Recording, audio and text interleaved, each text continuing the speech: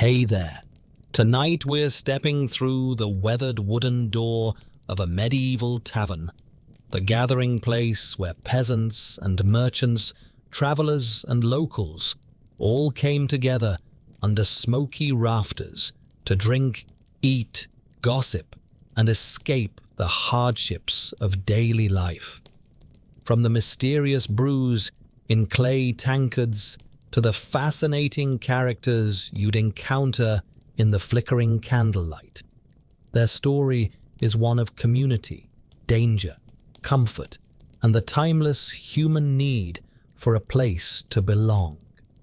So, before we begin our journey, take a moment to like the video and subscribe, but only if you truly enjoy these explorations into the past. And let me know in the comments where you're watching from and what your favorite cozy gathering spot is. It's always wonderful to connect with fellow history lovers from around the world. Now, settle in, maybe pour yourself something warm to sip, and let's drift together into tonight's medieval adventure. When you think of medieval life, you might picture grand castles and noble feasts, or perhaps muddy fields and humble cottages. But there was another place, one that existed between the extremes of wealth and poverty, between the sacred and the profane. The medieval tavern. It wasn't just a building.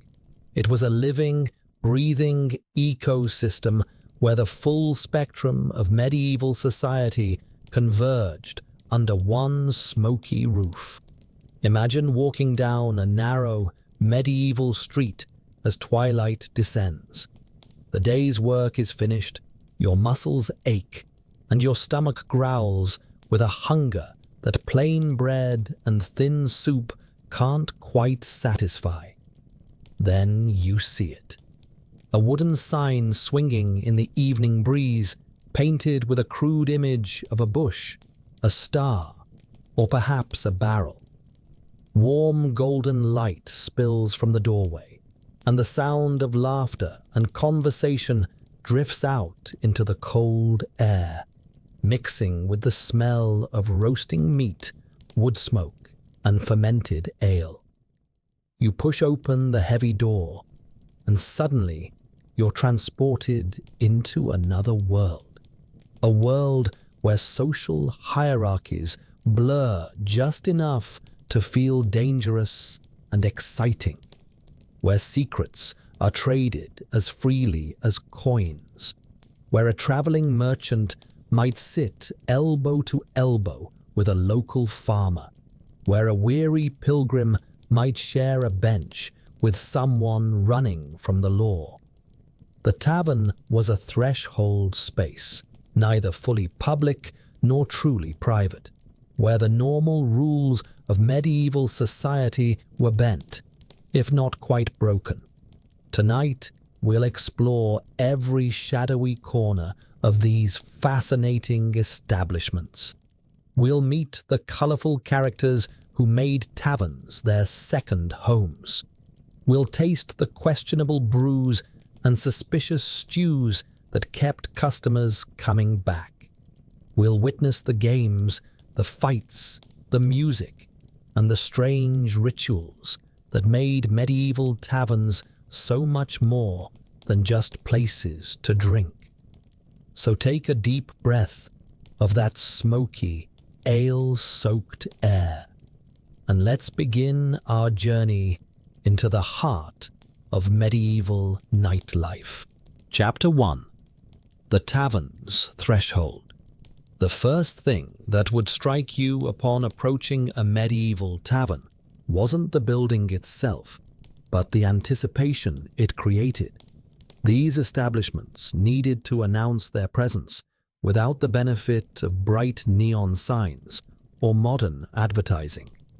Instead, they relied on symbols, sounds, and smells that could draw weary travelers and locals alike from blocks away. Picture yourself as a traveler on a medieval road as dusk begins to settle. You've been walking since dawn. Your feet ache in boots that were never quite broken in properly, and the weight of your pack has been grinding into your shoulders for hours. The countryside around you is growing darker, shadows lengthening across fields and forests that suddenly seem less pastoral and more threatening. You know the stories about what happens to travelers caught on the roads after nightfall. Bandits, certainly. Wild animals, possibly. Ghosts and demons, if you believe the tales told around winter fires. Then, just as anxiety begins to tighten in your chest, you see it. A pole extending from a building ahead, and dangling from it, a bundle of greenery or a painted board catching the last rays of sunlight. Relief floods through you. A tavern, shelter, safety, company. Your pace quickens despite your exhaustion. Most taverns marked their presence with a distinctive sign, often called an ale stake in England. This was typically a long pole extending from the building, topped with a bundle of evergreen branches, a wreath, or sometimes a distinctive object like a barrel, a boot, or a painted board bearing an image. These signs served a crucial purpose in a world where most people couldn't read. A painted image of a white horse, a red lion, or a golden star became the tavern's identity. Its brand recognition in an age before branding had a name. The tradition of the ale stake stretched back centuries, with roots in Roman taverns that hung vine leaves outside to advertise wine for sale. Medieval tavern keepers adapted this practice, using whatever was readily available and distinctive. In England, the evergreen bush was so common that taverns were often simply called bush houses, and the phrase "good wine needs no bush" emerged from the idea that truly excellent establishments didn't need advertising. Their reputation alone would draw customers. But most tavern keepers weren't willing to rely on reputation alone. They invested in signs that would catch the eye and stick in memory. Painted boards were expensive, requiring a skilled artist and quality paint, so they were status symbols as much as advertisements. A tavern with a beautifully painted sign announcing the White Hart or the George and Dragon was making a statement about its prosperity and ambitions. The signs themselves tell us something fascinating about medieval psychology. Many featured religious imagery, saints and angels, not necessarily because the tavern keeper was particularly devout, but because invoking divine protection was considered good business. In a world where divine intervention was believed to influence everything from crop yields to whether you survived childbirth, putting a saint on your sign was like buying insurance. It suggested to customers that this was a godly establishment where they'd be protected, and it might convince local priests to be slightly less condemnatory about your business. Others chose images of animals, the bear, the boar, the swan, creatures that suggested strength, wildness, or grace. These names often had deeper meanings. A tavern called the Bear might be near woods known for bear sightings, or it might be owned by a man nicknamed the Bear for his size and temperament. The Swan might suggest elegance and refinement, aspirations that the tavern itself might or might not live up to. Royal symbols were popular too, though potentially dangerous. Calling your tavern the Crown or the King's Head showed loyalty to the monarch, which could protect you during politically turbulent times, but it could also make you a target if the wrong faction came to power. Some clever tavern keepers had signs painted on both sides with different images, ready to flip their allegiance depending on which way the political winds were blowing. Some went for celestial bodies, the sun, the moon, the 7 stars, perhaps hoping to align their establishment with cosmic forces that governed human fate. These names had astrological significance that medieval people took seriously. A tavern called the Moon might attract customers who believed lunar phases affected their fortune. The sun suggested warmth, light, and life, all welcome associations for a place offering shelter and sustenance.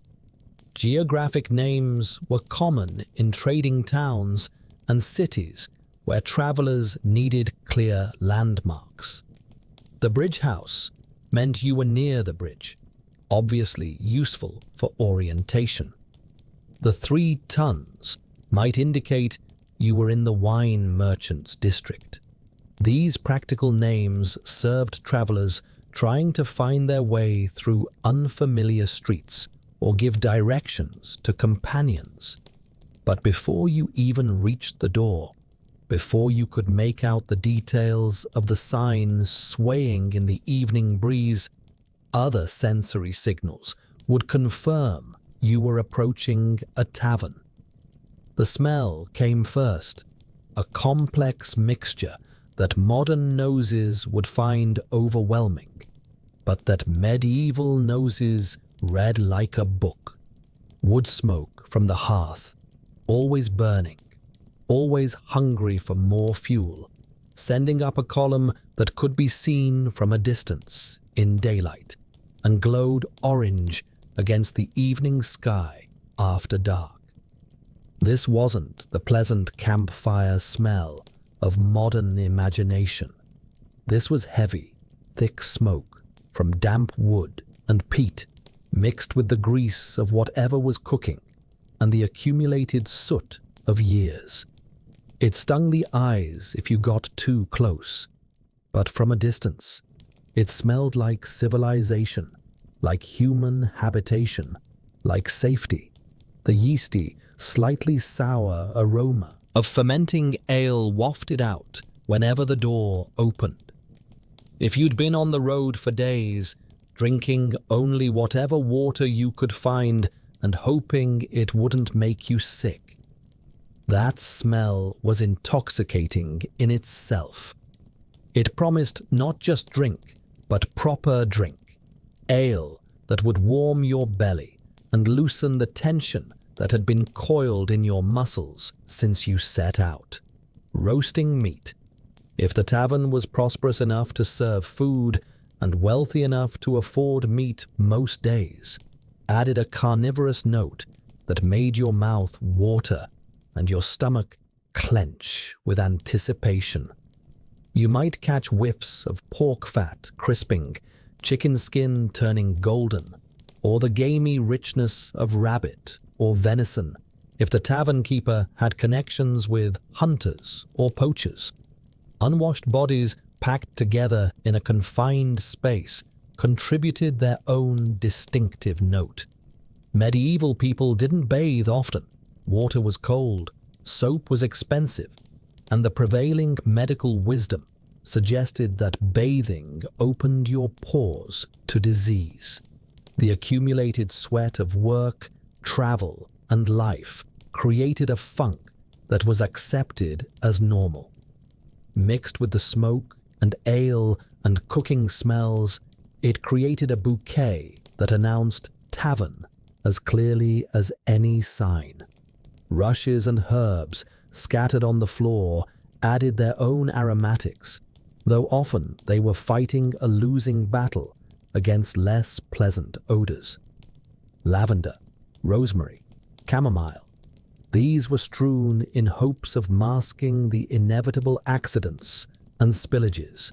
Fresh rushes smelled sweet and green, like a summer meadow. Old rushes smelled like a compost heap. Most tavern floors existed somewhere between these extremes. It wasn't perfume, but to a medieval person walking alone as darkness gathered, it smelled like warmth, company, and escape. It smelled like civilization pushing back against the wild darkness of night. It smelled like home, or at least like the closest thing to home a traveler might find for many miles. Then came the sounds, a symphony that grew richer as you approached. Laughter bursting through shuttered windows, not polite drawing room laughter, but the deep, belly laughs of people who'd shed their daily masks. The clatter of pottery cups and wooden plates being set down with enthusiasm, if not grace. The drone of conversation punctuated by occasional shouts or songs, voices rising and falling in patterns as old as human society itself. The rhythmic thud of dice hitting a wooden table, followed by groans or cheers. The creak of benches as people shifted their weight. The scrape of stools across packed earth floors. If you were lucky, the sweet notes of a lute or the reedy voice of a pipe, a minstrel earning their supper with songs both sacred and profane. If you listened carefully, you could hear the fire itself, the snap and crackle of burning wood, the soft roar when someone added fresh fuel, the gurgle and splash of ale being poured from barrel to cup, the rhythmic chopping of vegetables if the tavern keeper was preparing tomorrow's pottage, the sakiti, whisper of conversation from people who wanted their business kept private, huddled in corners and speaking in undertones that somehow carried farther than they intended. Even the animals added their voices.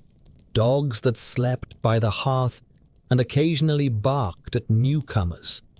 Chickens that roosted in the rafters and clucked softly in their sleep. Sometimes a pig grunting in the yard out back, or a horse whinnying from the stable, if the tavern offered such luxuries.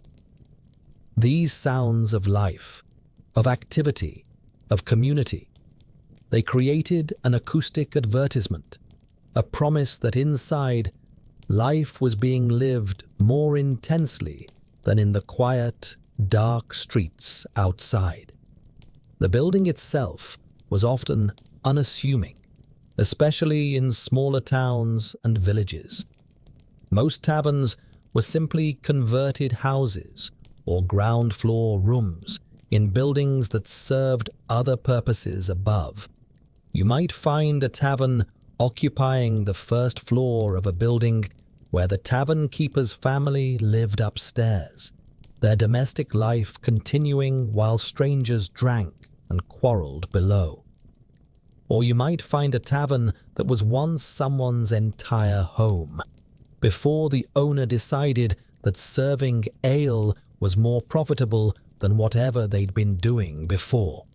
The architecture was functional rather than beautiful. Timber frames filled with wattle and daub, thatched roofs that leaked when it rained, and provided homes for mice and birds, small windows covered with oiled cloth or cheap, cloudy glass that let in light while keeping out most of the weather. The walls often tilted at odd angles, medieval construction not being known for precision or right angles. Buildings settled over time, beams warped, foundations shifted, and structures developed personalities of their own. What mattered wasn't the structure, but what happened within it. A building becomes a tavern, not through architecture, but through use, through the accumulation of nights when people gathered, drank, and created the intangible atmosphere that makes a place special. Some taverns occupied grand buildings that had seen better days, former merchant houses or minor noble residences that had fallen on hard times. Others were purpose-built, though rarely with much elegance, constructed with an eye toward durability and capacity rather than beauty. The door was usually heavy oak, reinforced with iron straps, designed to be barred shut when necessary. This wasn't just about closing for the night. Medieval taverns existed in a legal and moral grey area, places that attracted both community and trouble. A sturdy door meant you could lock out unwanted visitors, whether they were drunk troublemakers who'd been ejected and wanted back in, angry creditors looking for customers who owed money, or occasionally the local authorities coming to enforce drinking laws or collect unpaid taxes. The door itself often bore marks of its history, scratches from dogs wanting in or out, gouges from knives thrown in anger or poor judgment, stains from spilled drinks and other fluids, carve initials or crude drawings left by customers over the years. Some tavern keepers took pride in their battered doors, seeing them as badges of survival, proof that their establishment had withstood years of abuse and kept standing. The threshold, worn smooth by countless feet, created a literal boundary between worlds.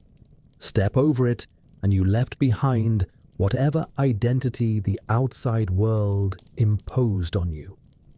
Inside, you could be whoever the night allowed you to become. Step back over it in the morning, and you resumed your normal life, carrying memories of the night like secrets. Standing on that threshold, with the cold night at your back and the warm chaos ahead, you had a choice to make. Cross that boundary, and you entered a space where normal rules bent like willow branches, where a servant might sit beside a minor noble, where respectable wives absolutely should not go, which of course meant some did anyway, where violence, friendship, business deals, and romance all tangled together in a heady mix as intoxicating as the ale itself. The threshold wasn't just physical, it was psychological.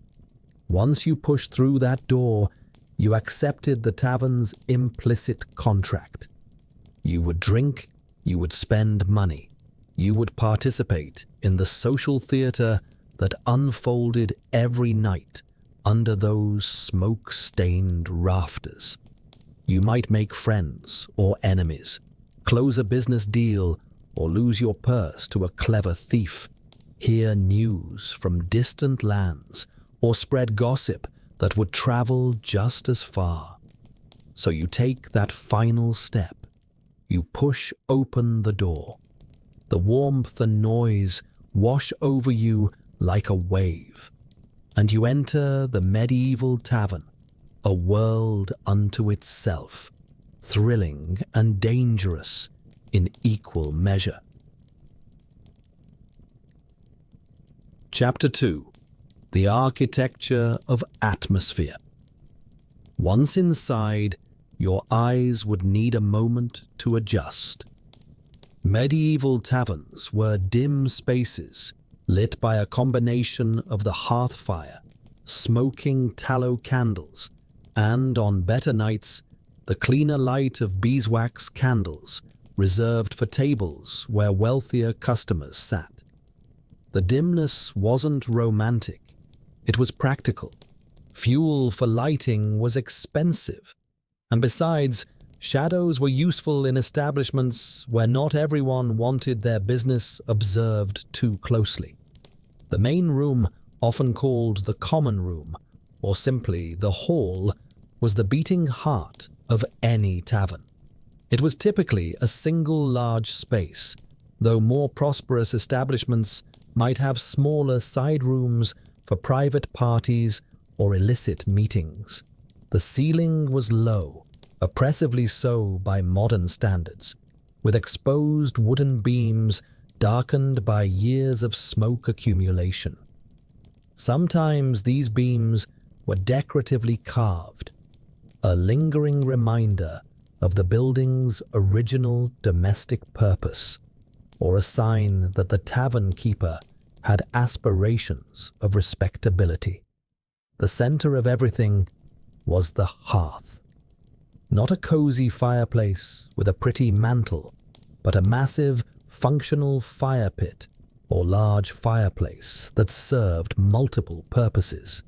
It heated the room, though unevenly, creating zones of roasting warmth near the fire and persistent chill by the walls and windows. It provided light when darkness fell. It cooked the food, with iron pots hanging from chains or settled on trivets over the coals, and it served as a social focal point, a gathering spot where people naturally congregated, drawn by the primitive human instinct to huddle near flame. Around this central fire, the furniture of medieval tavern life arranged itself in a seemingly haphazard, but actually quite deliberate pattern. Long wooden tables and benches dominated the space, scarred and stained by years of use. These weren't individual tables, but communal seating, where strangers shared elbow room and conversation, whether they wanted to or not. The wood was thick and solid, chosen for durability rather than beauty, bearing the marks of countless knives that had been slammed into the surface, carved initials, spilled ale, and the occasional blood stain from fights that had gotten out of hand.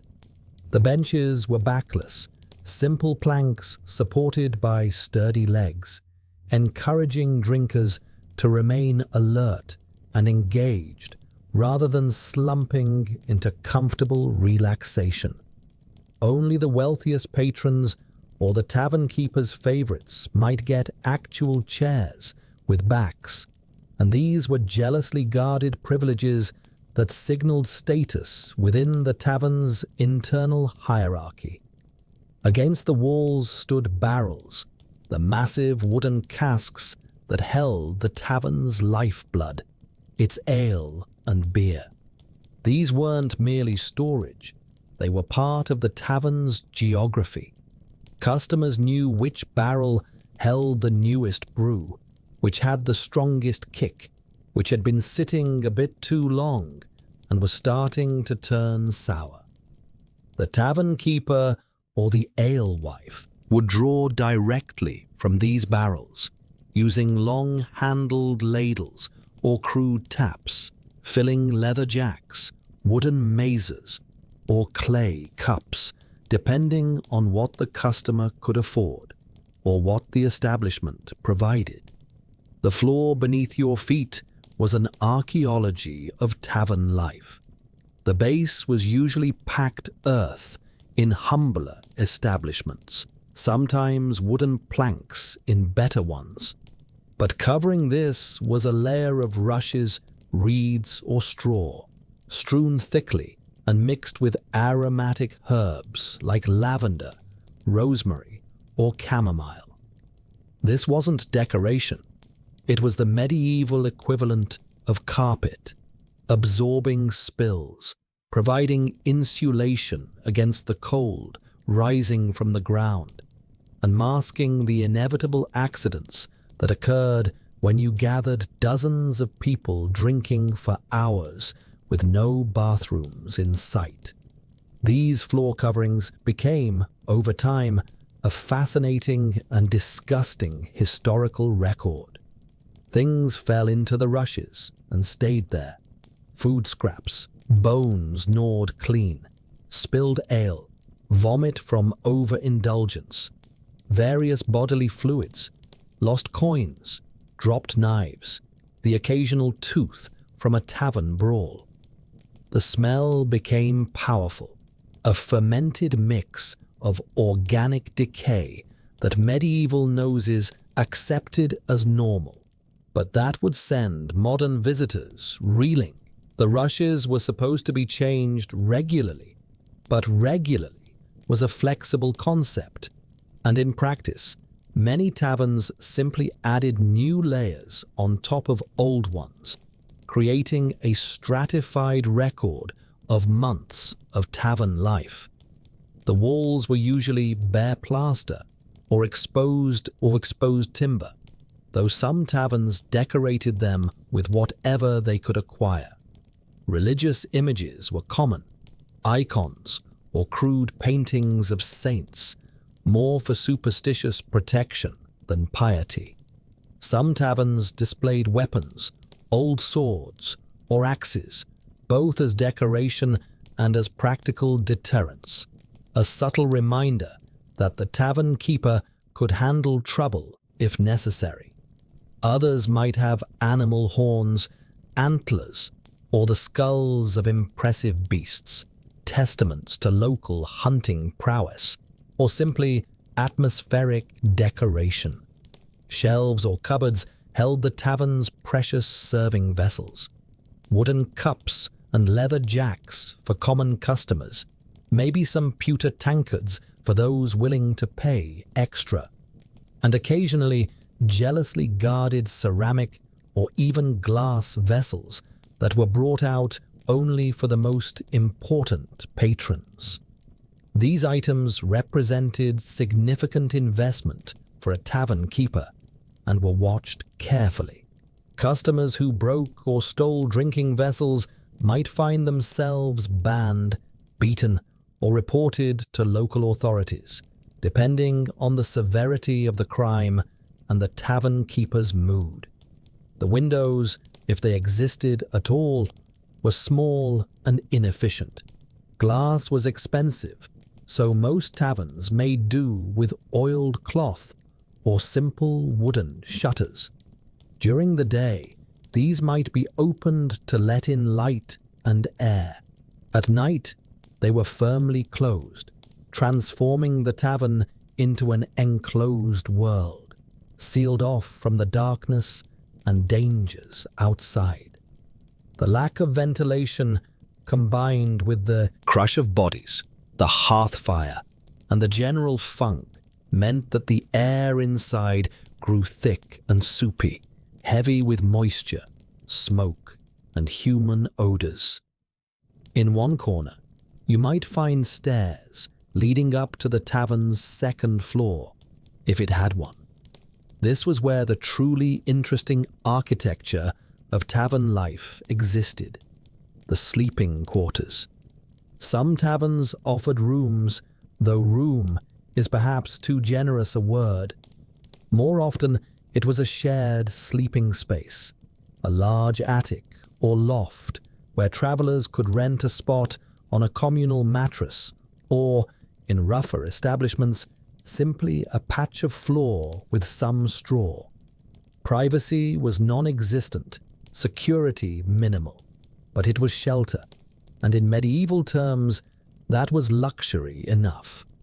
The whole space was designed, whether consciously or through evolution, to facilitate its primary purposes: drinking, eating, gambling, gossiping, and conducting the informal business that made medieval communities function. The dimness provided privacy for conversations that shouldn't be overheard. The communal seating forced interaction between strangers, facilitating the exchange of news, goods, and services. The central hearth drew people together and kept them lingering in its warmth, buying more drinks. The sturdy furniture could withstand the rough treatment of drunk patrons and occasional fights. This was the stage upon which the drama of medieval tavern life unfolded nightly, a theatre of shadows and firelight, where every evening brought a new cast of characters and unpredictable storylines. The architecture wasn't grand or beautiful, but it was perfectly suited to its purpose, creating an atmosphere that was equal parts welcoming and dangerous, comfortable and thrilling. This was the tavern. Now let's meet the people who brought it to life. Chapter 3. The Tavern Keeper's Domain. At the center of every tavern's ecosystem stood one crucial figure: the tavern keeper. This person, who might be male or female, wasn't just a business owner. They were part host, part referee, part banker, part counselor, and part enforcer. Their personality, their rules, and their tolerance for chaos shaped every aspect of the tavern's character. Male tavern keepers, sometimes called innkeepers, if they also offered lodging, were often former craftsmen, failed merchants, or retired soldiers who'd accumulated enough capital to lease or purchase a tavern license. This wasn't a profession you drifted into casually. Running a tavern required significant capital for equipment and stock, knowledge of brewing or reliable suppliers, the social skills to manage diverse and often difficult customers, and the physical presence to handle trouble when it inevitably arose. The tavern keeper's typical day began early, often before dawn. First came checking the ale barrels, making sure nothing had spoiled overnight, and that there was sufficient stock for the day ahead. Then preparing the hearth, building up the fire from banked coals, getting it hot enough to cook and heat the room. If the tavern served food, there was bread to be acquired from bakers, meat to be purchased from butchers, vegetables to be prepared. All of this before the first customers arrived. Female tavern keepers, often called alewives or tapsters, were more common than you might expect. In medieval society, brewing ale was traditionally women's work, a domestic task that some enterprising women scaled up into business operations. An alewife might run her tavern from her own home, selling ale she brewed herself to neighbors and travelers. These establishments were often smaller, more intimate affairs, though no less important to their communities. Running a medieval tavern came with unique challenges. First, there was the constant suspicion from authorities. Taverns were seen as potential breeding grounds for crime, immorality, and sedition. Religious authorities condemned them as dens of sin, where good Christians were tempted into drunkenness, gambling, and various forms of fornication. Secular authorities worried about plots being hatched, stolen goods being fenced, and general disorder spilling into the streets. A tavern keeper needed to walk a careful line, keeping customers happy while not attracting too much negative attention from the powers that be. Then there was the financial tightrope. Tavern keeping could be profitable, but it required careful management. You needed to maintain enough stock to serve customers but not so much that it spoiled before you could sell it. You had to extend credit to regular customers, knowing that not all debts would be repaid. You needed to replace broken equipment, maintain the building, pay for your brewing supplies or purchased ale, and somehow make enough profit to live on after all those expenses. The tavern keeper also served as an informal banker for the community. Regular customers might leave money or valuables with them for safekeeping. Traveling merchants might arrange letters of credit. Workers might have their wages held by the tavern keeper to be doled out gradually so they weren't drunk or robbed of their entire pay in one night. This required trustworthiness, good record keeping, and the willingness to occasionally act as debt collector. Relationships with suppliers were crucial. A good tavern keeper cultivated connections with brewers, bakers, butchers, and farmers who could provide reliable goods at reasonable prices. These relationships were often sealed with more than just coin. Favors were exchanged, information was shared, and a whole network of informal obligations was woven, binding the tavern into the community's economic and social fabric. Managing customers was perhaps the most delicate art. A skilled tavern keeper knew everyone who walked through the door, remembered their preferences, understood their credit limits, and could judge their mood. They knew when to be generous, buying around for loyal customers or extending sympathy and credit to someone fallen on hard times. They also knew when to be firm, cutting off someone who'd had too much, ejecting troublemakers before fights escalated, or calling in debts from those trying to avoid payment. The tavern keeper's physical presence mattered. They needed to project authority without being threatening, friendliness without being a pushover. Many kept a heavy club or cudgel within easy reach behind the bar, a silent reminder that they could handle trouble if needed. Some tavern keepers had reputations as formidable fighters, which actually helped prevent violence. Most drunks thought twice before starting trouble with someone known to have a devastating right hook or a tendency to crack heads first and ask questions later. Female tavern keepers faced additional challenges. They navigated a male-dominated space where their authority might be questioned, and where they faced constant suspicion of immoral behavior. The stereotype of the lusty alewife, who provided more than just drinks, was a common trope in medieval literature, usually unfair, but damaging nonetheless. Successful alewives projected respectability while maintaining control, often by positioning themselves as maternal figures, scolding troublemakers like wayward children rather than confronting them as equals.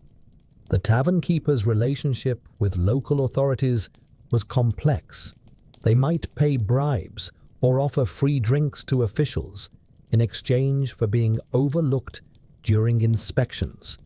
They might serve as informal informants, passing along gossip about criminal activity or seditious talk in exchange for official tolerance of their establishment. This made them powerful figures in the community, but also potentially dangerous ones. You never quite knew if your conversation was truly private, or if the tavern keeper was taking mental notes for later reporting. Behind the public face, many tavern keepers led difficult lives. The hours were long, the work was physically demanding, and the stress was constant. They breathed smoke-filled air for hours every day, dealt with drunk, aggressive, or dishonest customers regularly, and faced the perpetual anxiety of making ends meet in a business with thin profit margins and high risks.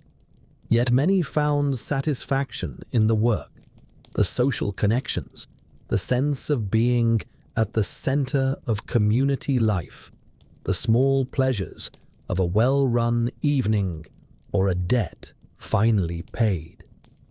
The best tavern keepers became beloved community figures, remembered fondly in wills and mentioned in town records.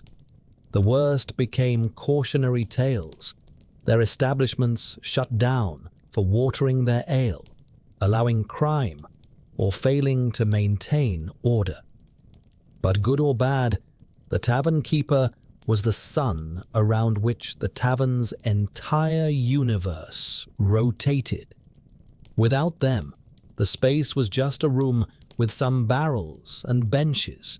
With them, it became something magical, a place where the ordinary transactions of medieval life were transformed into theatre, ritual, and community. Chapter 4. The Cast of Characters. Step fully into the tavern now and look around at the faces illuminated by flickering firelight. These aren't just random people drinking anonymously. Each person here represents a story, a role in the great tapestry of medieval society. Let's meet some of the typical characters you'd encounter on any given evening in a medieval tavern. First, near the hearth, you'd find the regulars, those locals who treated the tavern as their second home. These were usually craftsmen, laborers, or small merchants who'd finished their day's work and sought camaraderie before heading to their cold, dark houses. They had favorite spots, particular tankards they preferred, and a running tab with the tavern keeper that was settled weekly or monthly. These men, and occasionally brave women, knew everyone's business and served as the tavern's living memory, able to recall feuds from decades past, relationships long ended, and debts still outstanding. Among the regulars, you might notice Old John, a leather worker whose gnarled hands bore the scars of his trade. He sat in the same spot every evening, nursing his ale slowly, speaking little but observing everything. Locals knew to greet him respectfully. His good opinion mattered in the community, and crossing him meant your business might suffer in subtle but real ways. At another table, young apprentices clustered together, loud and brash, trying to project an adulthood they hadn't quite achieved. They were supposed to be home by curfew, under their master's supervision, but they'd slipped out for a few precious hours of freedom. They'd pool their meager coins for a single cup of ale, pass it around, and engage in boasting, lies, and the kind of competitive storytelling that young men have practiced since the beginning of time. The tavern keeper watched them tolerantly, remembering his own youth, intervening only if they grew too rowdy or tried to start fights with more dangerous customers.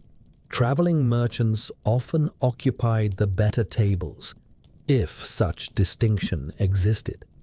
These were men who'd spent days on dangerous roads, carrying goods between towns and cities, and they had coin to spend and news to share. They were valuable customers, likely to order food as well as drink, potentially rent sleeping space, and they brought information from outside the community. Locals would drift closer to their tables, hungry for gossip about distant places, political news, or simply the entertainment of exotic stories. The merchants, wise to their value, would draw out their tales, letting drinks be bought for them in exchange for the next chapter of their adventures. In a dimmer corner, you might spot a figure most tried to avoid looking at directly, someone with the unmistakable marks of a traveler who operated outside the law.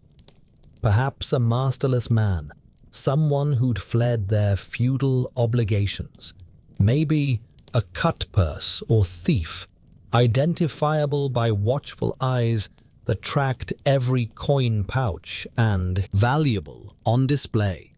The tavern keeper allowed such individuals within limits. They paid in cash, never on credit, and brought an edge of danger that some customers found exciting. But everyone understood the implicit rules. Steal from customers inside the tavern, and you'd answer to the tavern keeper's justice, which was swift and painful. Pilgrims provided their own category of customer, marked by their staffs, worn boots, and the badges sewn to their cloaks, indicating which holy sites they'd visited.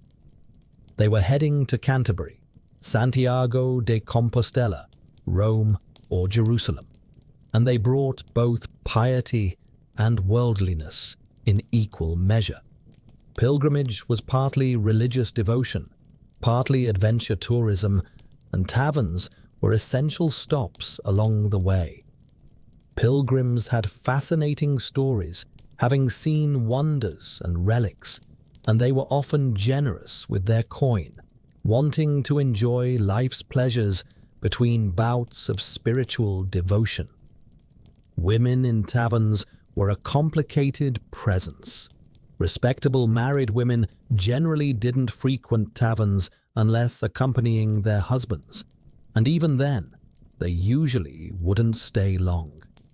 But other women found their place in tavern society. Serving girls or barmaids worked there, navigating the constant attention and harassment from drunk customers while trying to earn their keep. The tavern keeper's wife, if he had one, often worked alongside him, her presence lending an air of domestic respectability to the establishment. Then there were the women whose reputations were already compromised, or who'd chosen to work outside respectable society. Prostitutes found taverns useful hunting grounds, though many tavern keepers tried to discourage obvious solicitation, fearing attention from authorities. These women occupied a strange social space, simultaneously scorned and utilized, subject to laws against prostitution, but often tolerated because they fulfilled desires that society publicly condemned but privately accommodated. Wandering entertainers brought their own energy to the tavern. A minstrel with a lute, a storyteller with a gift for voices and gestures, a juggler, an acrobat. These performers worked for tips, passing a hat after their performance, and hoping the crowd had been sufficiently lubricated with ale to be generous. The best entertainers knew how to work a room, adjusting their material to the audience. Clean songs and tales of chivalry. If a prosperous merchant and his family were present, bawdy ballads and dirty jokes once the clientele turned rougher. Occasionally, someone more unusual would appear. A scholar or clerk, clutching a precious book or manuscript, seeking a quiet corner to study by the firelight because their monastery cell or university room was too cold. They were odd, but generally welcome additions, adding intellectual variety to the mix. Some would read aloud from their texts if asked, translating Latin for the benefit of curious but illiterate listeners, earning drinks in exchange for bringing the world of learning into the common room. Soldiers or mercenaries were both welcomed and feared. They had money from recent wages and a readiness to spend it on drink, food, and women. But they also brought violence, casual and ready, a willingness to escalate disagreements into physical confrontation that made them dangerous companions. Smart tavern keepers watched them carefully, ready to intervene or call for help from other customers if things got ugly. On rare occasions, someone truly unexpected might enter, a noble traveling incognito, curious about how common people lived, a disguised criminal fleeing justice, a spy gathering information for a powerful lord. These individuals tried to blend in, but their unfamiliarity with tavern customs often betrayed them. The regulars would notice, whispers would spread, and the stranger would find themselves under subtle but intense scrutiny. And then there were the wild cards, those customers who didn't fit any neat category. The drunk monk who'd wandered away from his monastery, the widow spending her late husband's inheritance on one last night of abandon, the young couple sneaking away from disapproving families for a clandestine meeting. Each brought their own story, their own drama, adding to the tavern's ever-changing theatre. All these characters, these ordinary and extraordinary people, shared the tavern's space.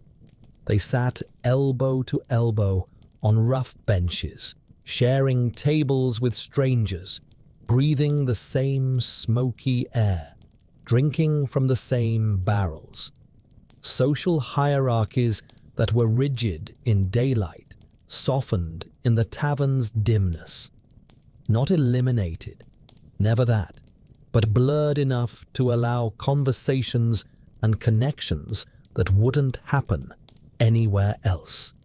This mingling, this temporary democracy of drinkers, was part of what made taverns so valuable and so dangerous in medieval eyes. Chapter 5. Ale, Beer, and the Science of Getting Drunk. Now that we've met the people, let's turn to the real reason most of them were there. The drink. Medieval taverns existed primarily to serve alcohol, specifically ale and beer, and understanding these beverages is crucial to understanding tavern culture. They weren't just recreational drinks. In medieval society, ale and beer were calories, nutrition, and often safer to drink than the questionable water supply. Let's start with terminology, because it matters. Ale and beer weren't interchangeable terms in the medieval world. Ale was the older, traditional drink, fermented grain, usually barley, water, and yeast. That's it. Beer, which gradually became more popular through the medieval period, added one crucial ingredient: hops. Those bitter green flowers not only added flavor, but acted as a preservative, allowing beer to last longer than ale without spoiling. This made beer especially valuable for long-distance trade and for taverns that needed their stock to last. The brewing process itself was part art, part science, and part prayer. Most ale was brewed by women, hence the term alewife for female tavern keepers. Brewing began with malting the grain, soaking barley in water until it sprouted, then drying it in a kiln to stop the germination. This process converted the grain starches into fermentable sugars. The malted barley was then ground into grist, mixed with hot water in large vats, and allowed to steep. This created a sweet liquid called wort. The wort was then boiled. For beer, hops would be added during this stage and then cooled. Once cool enough, yeast was added. In medieval times, brewers didn't understand yeast as a microorganism. They knew that adding scum from a previous successful brew or simply leaving the mixture exposed to the air would cause fermentation. But they attributed this to divine providence or natural magic rather than biological processes. The mixture would bubble and foam for several days as the yeast consumed the sugars and produced alcohol and carbon dioxide. The result was a beverage very different from modern beer or ale. Medieval ale was typically drunk young, within a few days of brewing, before it spoiled. It was often cloudy, thick, and somewhat sweet, with alcohol content varying wildly depending on the brewer's skill and ingredients. Strong ale might reach 7 to 8% alcohol by volume, while weak or small ale might be only 2 to 3%, suitable for children and for drinking throughout the day without becoming incapacitated. Tavern ale came in several quality grades, and customers knew the difference. The first runnings from the brewing process produced the strongest, best-tasting ale. This was sometimes called first ale or best ale, and it commanded premium prices. Second and third runnings, made by adding more water to the same grain, produced progressively weaker and less flavorful drinks. The very weakest was small ale, the beverage of last resort for those who couldn't afford anything better. Quality varied dramatically from tavern to tavern and even batch to batch. A skilled alewife could produce ale that was the talk of the town, drawing customers from miles around. But poor brewing, contaminated water, bad grain, or improper storage could result in ale that was sour, bitter, or even dangerous to drink.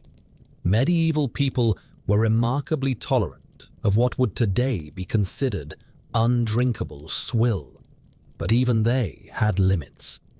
Tavern keepers faced constant temptation to cheat their customers.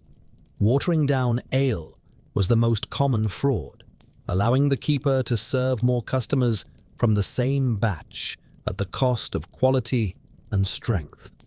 Another trick was using additives to give weak ale the appearance of strength, adding ground ivy, wormwood, or other bitter herbs to mimic the bite of strong ale, or using coloring agents to make pale, thin ale look darker and richer.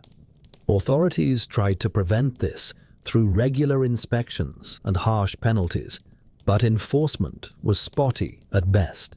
The serving vessels themselves were part of the experience. Leather jacks, cups made from blackened leather, treated to be waterproof, were common for regular customers. They were durable, relatively cheap, and held the cold well. Wooden mazes, turned bowls, often with decorative bands or feet, were traditional and used by those who valued old customs. Pewter tankards were a step up, affordable by prosperous craftsmen and favored for their solid feel and cleaner taste. Ceramic cups were fragile but increasingly available. And for the very wealthy, or on special occasions, glass vessels existed, rare and precious, to be handled with extra care. The size of servings varied, A standard measure was often around a pint, but this wasn't regulated with modern precision. Tavern keepers used their own measuring vessels, and a cup of ale might mean significantly different amounts at different establishments. Shrewd customers learned which taverns were generous and which used suspiciously small cups. Drinking itself was a communal and ritualized activity.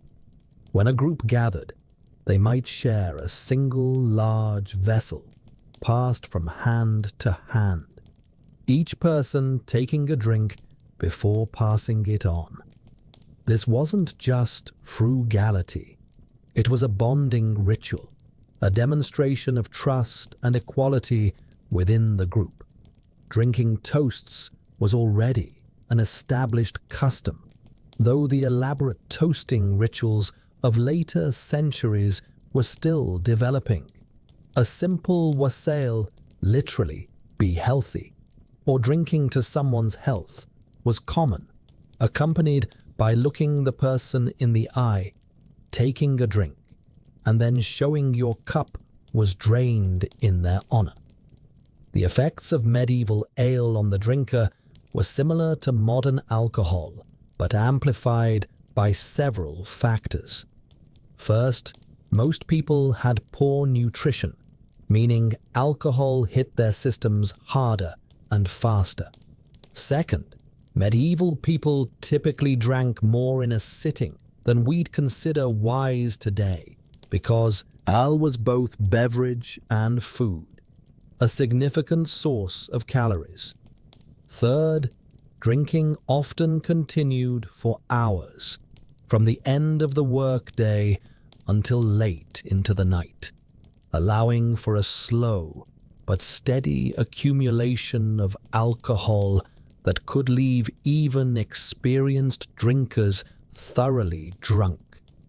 Drunkenness itself was viewed with ambivalence. On one hand, it was associated with sin, gluttony, loss of control, and moral failure. Religious authorities condemned it regularly, pointing to biblical warnings against overindulgence. On the other hand, a certain level of drinking was seen as normal, even necessary for proper socialization. The line between acceptable drinking and condemned drunkenness was fuzzy and often depended on who was judging. The morning after was probably just as miserable then as now. Hangovers afflicted medieval drinkers just as they afflict modern ones, though they had their own remedies. Herbal teas, especially those made with bitter herbs thought to cleanse the liver. Raw eggs swallowed whole. Bloodletting, if you could afford it, to rebalance the humors. And of course, the hair of the dog. More ale to numb the pain, starting the cycle all over again. Beyond ale and beer, taverns sometimes offered other drinks. Wine was available but expensive, typically consumed only by wealthier customers or on special occasions. It was often watered down, not to cheat customers, but because medieval wine was stronger and more concentrated than modern wine, and drinking it undiluted was considered barbaric. Mead, made from fermented honey, was a special treat, expensive because honey was valuable. Cider and perry, made from apples and pears respectively, were regional specialties where fruit was abundant. For those seeking even stronger effects, some taverns offered aqua vitae, water of life, what we'd call distilled spirits or liquor. This was relatively new technology in the later medieval period, produced mainly for medicinal purposes, but increasingly drunk recreationally by those who could afford it and weren't afraid of its legendary potency. The drink was the river that carried all tavern life, It loosened tongues and lowered inhibitions, turning shy men into storytellers and careful women into laughing companions. It sealed bargains and started fights. It created friendships and ended them. It was medicine, food, sacrament, and poison, all in the same clay cup. Understanding medieval taverns. Without understanding their drink is like trying to understand the ocean without knowing about water. The two were inseparable, and the tavern's entire ecosystem existed to facilitate the serving, consumption, and consequences of ale. Chapter 6. Food, glorious food. While drink was the primary draw of any medieval tavern, food played an essential supporting role. Not all taverns served food, but those that did found it a profitable sideline that kept customers drinking longer and coming back more regularly. The food offered was rarely elegant, but it was hot, filling, and often better than what many working people could manage at home after a long day of labor. The centerpiece of tavern cuisine was pottage, that eternal medieval staple. This was a thick stew or porridge made in a large cauldron that hung over the hearth fire, simmering continuously, sometimes for days at a stretch. Into this pot went whatever was available: scraps of meat or bones from previous meals, vegetables that were starting to turn, dried peas or beans, oats or barley for thickness, herbs for flavor, and water or weak ale as the liquid base. The result was a constantly evolving dish that was never quite the same twice. Monday's pottage might have a strong onion flavor and some mutton scraps. By Wednesday, those flavors had been supplemented with turnips and the bones from a chicken. Friday's version might be thin and vegetable-based, suitable for meatless fast days, but it was always hot, always available, and always cheap. Customers would order a bowl of pottage, which would be ladled out and served with a thick slice of bread. This bread, often several days old and tough as leather, served as both food and utensil. You'd tear off pieces and use them to soak up the pottage, turning the bread into an edible spoon. This bread trencher method meant fewer dishes to wash, a significant advantage in an era without running water or dishwashers. For customers with more money to spend, taverns offered more substantial fare. Meat pies were popular, similar to the street food versions, but often larger and made with better ingredients. These were genuine meals, thick pastry crusts filled with chunks of pork, beef, or chicken mixed with onions, herbs, and rich gravy. The crust was still tough and often discarded, but the filling was substantial enough to satisfy even the heartiest appetite. Roasted meat was a luxury offering in better taverns. A joint of pork, a chicken, or a duck might be turning slowly on a spit over the fire, its skin crisping and fat dripping into the flames with appetizing sizzles.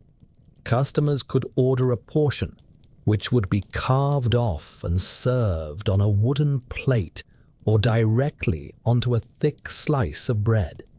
It was expensive, but for someone celebrating a successful business deal or a craftsman who'd just been paid, it was an affordable extravagance. Fish featured prominently in tavern menus, especially on Fridays and during Lent, when the church prohibited eating meat. Salted herring, dried cod, and smoked fish were storage-stable options that could be served year-round. These were often soaked in water or ale to reduce the intense saltiness, then grilled over the fire or added to pottage. Fresh fish was a special treat in taverns near rivers or the coast, sometimes grilled whole, sometimes made into fish pies. Cheese appeared regularly, a reliable protein source that didn't spoil quickly. Taverns might offer hunks of hard, aged cheese to be eaten with bread, or softer, fresher cheeses that could be spread. Cheese was also melted over bread near the fire, creating a medieval version of cheese toast that was cheap, filling, and surprisingly satisfying after several mugs of ale. Eggs were versatile tavern food. Boiled eggs could be prepared in advance and kept for hours. Fried eggs could be cooked quickly to order. Egg-based dishes like custards or egg-enriched porridges offered variety. For breakfast, if a tavern opened early enough to serve it, eggs with bread and ale was a standard meal for travelers preparing to hit the road. Vegetables played a supporting role, never the star, but essential for bulk and nutrition. Onions appeared in nearly everything, adding flavor to otherwise bland dishes. Cabbages, turnips, and parsnips were common, especially in winter when they were the only vegetables available. Peas and beans, dried and stored from the previous harvest, provided protein and thickness for soups and stews. Fruit rarely appeared in tavern meals except in preserved forms. Dried apples or pears might be added to special dishes. Fruit conserves or jams, precious and expensive, might be offered to very high-paying customers. But fresh fruit was too valuable and perishable to waste on tavern food. It went to wealthier households or was turned into cider and perry, which could be sold for better profit. Spices and seasonings were used more liberally in tavern food than you might expect. Not the expensive oriental spices like pepper, cinnamon, or cloves. Those were far too costly for common tavern fare. But local herbs like thyme, rosemary, sage, and mint appeared frequently. Mustard was popular and relatively affordable, adding sharp flavor to bland meats and cheeses. Salt, while taxed and thus expensive, was essential for flavor and appeared in most cooked dishes, though perhaps not as liberally as modern palates would prefer. The quality of tavern food varied wildly, just like the ale. A good cook could transform humble ingredients into something genuinely delicious, building flavors through long, slow cooking and wise use of herbs and seasonings. A poor or careless cook would serve food that was barely edible, burned on the outside and raw in the middle, or so bland that it tasted like warm sadness. But hungry people have low standards, and after enough ale, almost anything tastes acceptable. Hygiene in medieval tavern kitchens would horrify modern health inspectors. The same pots were used continuously without proper washing, just scraped out and refilled.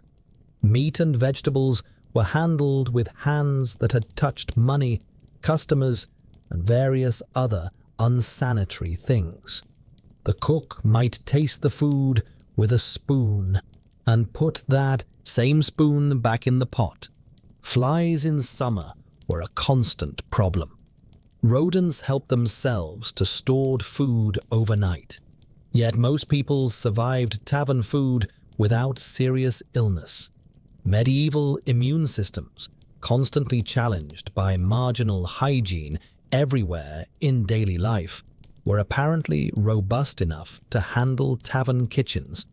Or perhaps people simply didn't connect their occasional stomach troubles with the previous night's meal. Either way, the tavern food economy continued thriving, despite conditions that would close a modern restaurant within hours.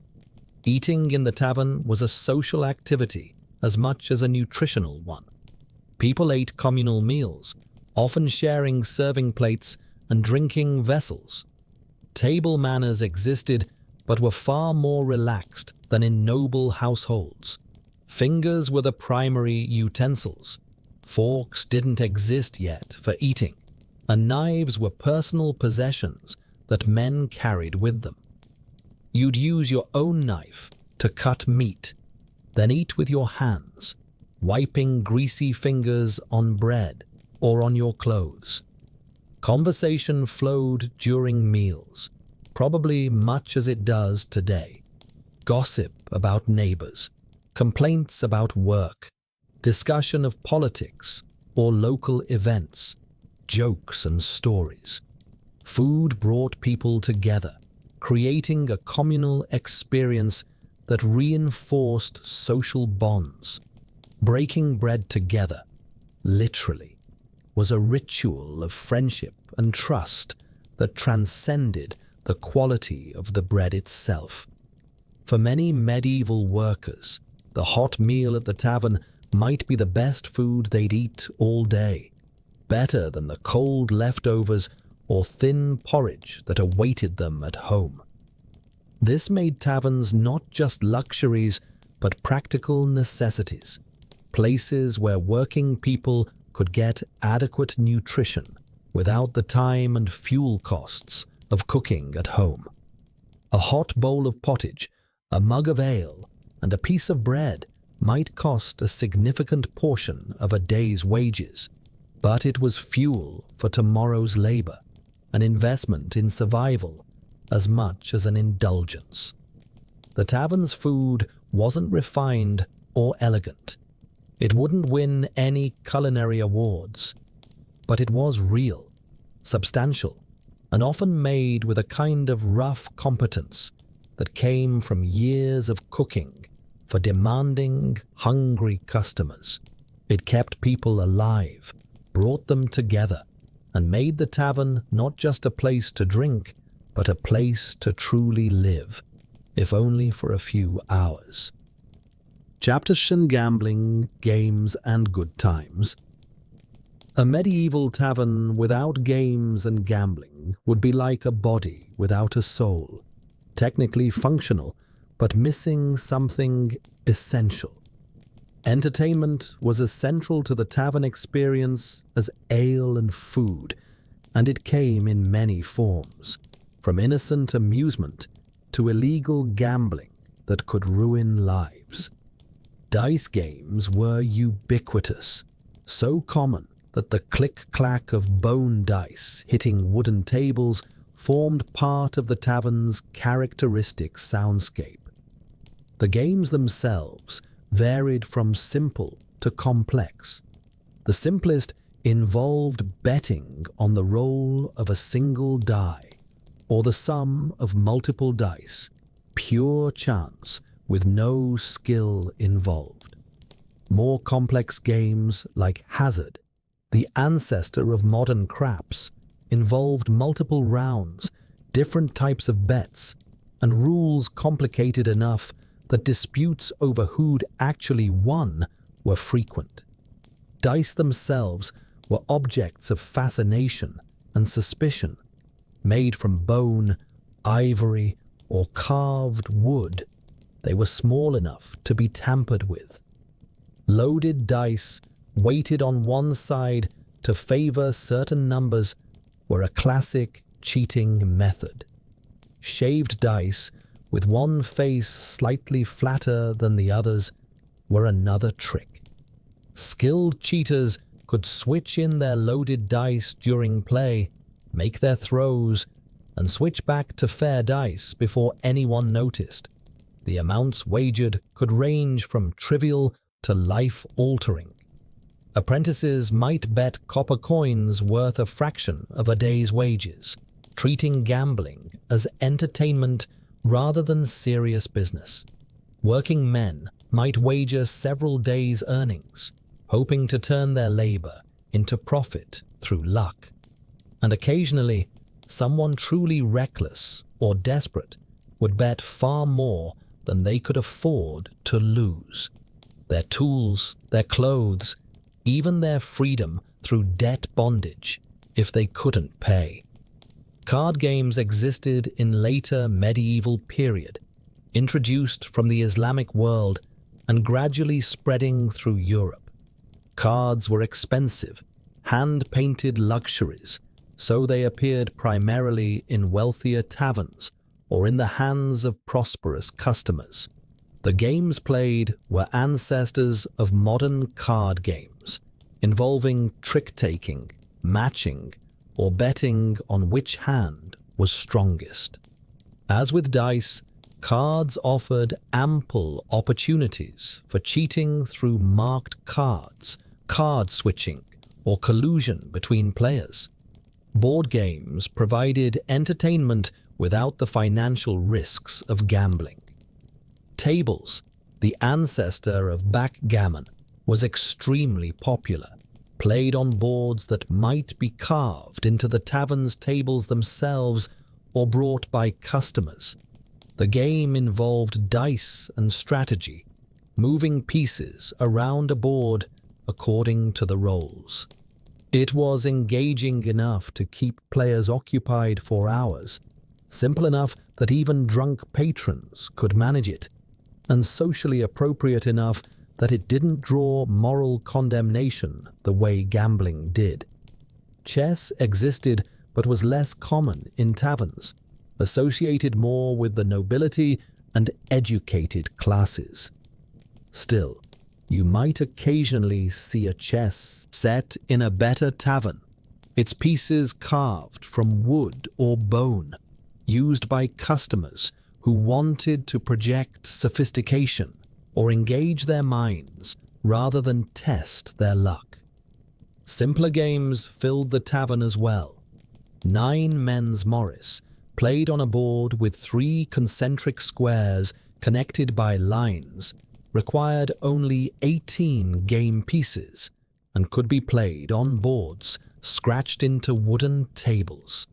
Fox and Geese was another popular game, an asymmetric strategy game where one player controlled a fox piece and the other controlled numerous geese, the fox trying to capture geese while the geese tried to trap the fox.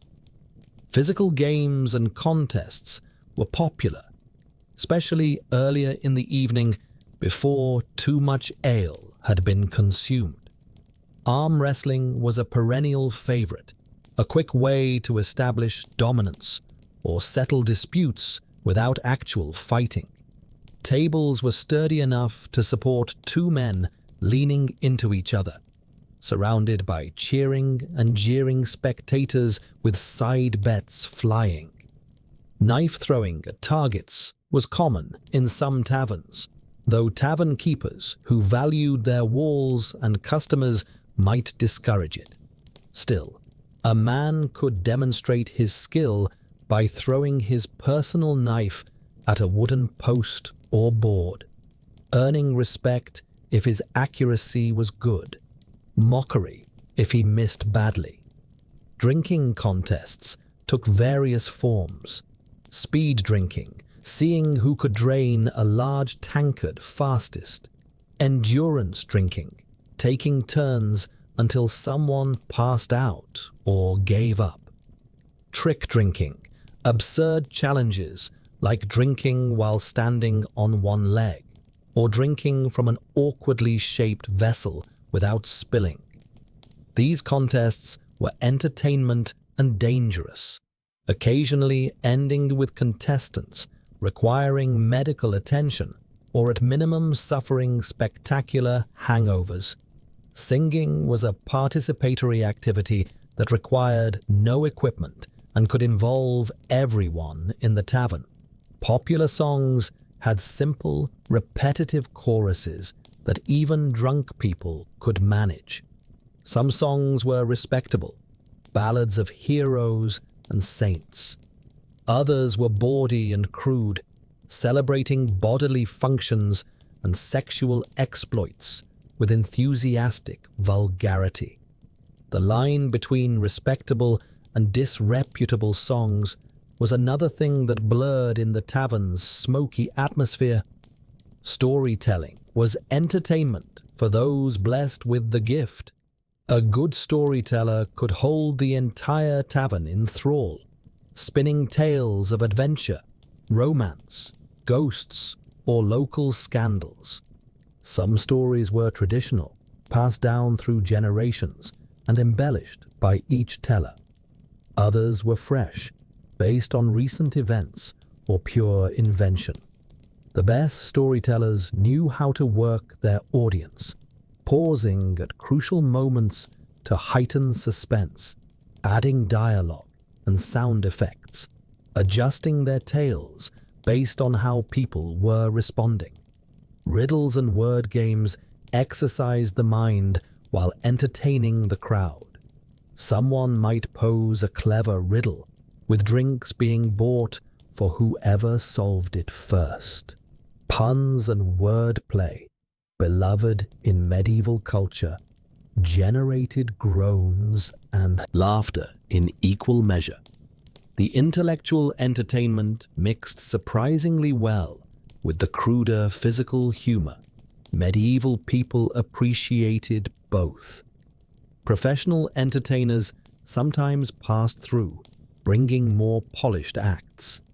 A minstrel with a lute could sing sophisticated songs, ballads of courtly love or epic adventures, for audiences who'd buy them drinks and perhaps toss coins. A juggler or acrobat could perform feats of skill that amazed and delighted. A trained animal, a dancing bear, or a dog that did tricks was a rare but memorable spectacle. Gambling, officially, was frequently illegal or restricted. Church and secular authorities condemned it as sinful and socially destructive, leading to violence, impoverishment, and family ruin. Laws were regularly passed attempting to prohibit or limit gambling, especially during work hours or by certain classes of people. But enforcement was sporadic. Authorities had bigger problems, and as long as gambling didn't lead to obvious social disorder, they often looked the other way, sometimes in exchange for bribes from tavern keepers. The moral arguments against gambling were well known and regularly repeated. It was theft without a knife, taking money through luck rather than honest labor. It encouraged people to hope for something for nothing, undermining the dignity of work. It led to disputes, fights, and sometimes murders when someone couldn't pay their debts or felt they'd been cheated. It impoverished families when the breadwinner gambled away wages meant for food and rent. Yet gambling persisted because it answered deep human needs. The thrill of risk and uncertainty, the dream of sudden wealth transforming your circumstances, the social bonding that came from competing with friends, the simple entertainment value of testing your luck against the universe. These powerful motivators ensured that no amount of preaching or legislation would ever truly eliminate gambling from medieval taverns. Games and gambling were the spice that made tavern life exciting. Without them, the tavern would just be a place to drink and eat. With them, it became an arena of possibility, where fortunes could change, reputations could be made or ruined, and every evening held the potential for drama, triumph, or disaster. The rattle of dice, the slap of cards, the cheers and groans of winners and losers, these sounds were the music of tavern life, as essential as the crackle of the hearth fire. Chapter 8. The Dark Side. Violence and Crime. For all its warmth and community, the medieval tavern had a shadow side. Darkness lurked in those corners where the firelight didn't quite reach, and danger walked in through the door alongside every customer. Violence and crime were regular visitors to taverns, unwelcome perhaps, but inevitable, given the combination of alcohol, cash, strangers, and loosened inhibitions. Fights were perhaps the most common form of tavern violence. They started over anything and nothing. Insults, real or imagined, disputes over dice games, arguments about politics or religion, romantic rivalries, old feuds reignited by drink, or simply drunken aggression seeking any excuse to express itself. A slight bump in passing, a mocking laugh, a poorly chosen word, any of these could escalate into violence within seconds. Most fights were brief and relatively harmless, at least by medieval standards.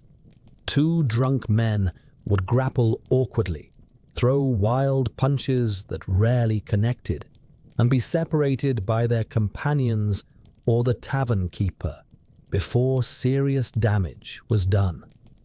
They'd be thrown outside to finish their business or sober up, and life in the tavern would continue.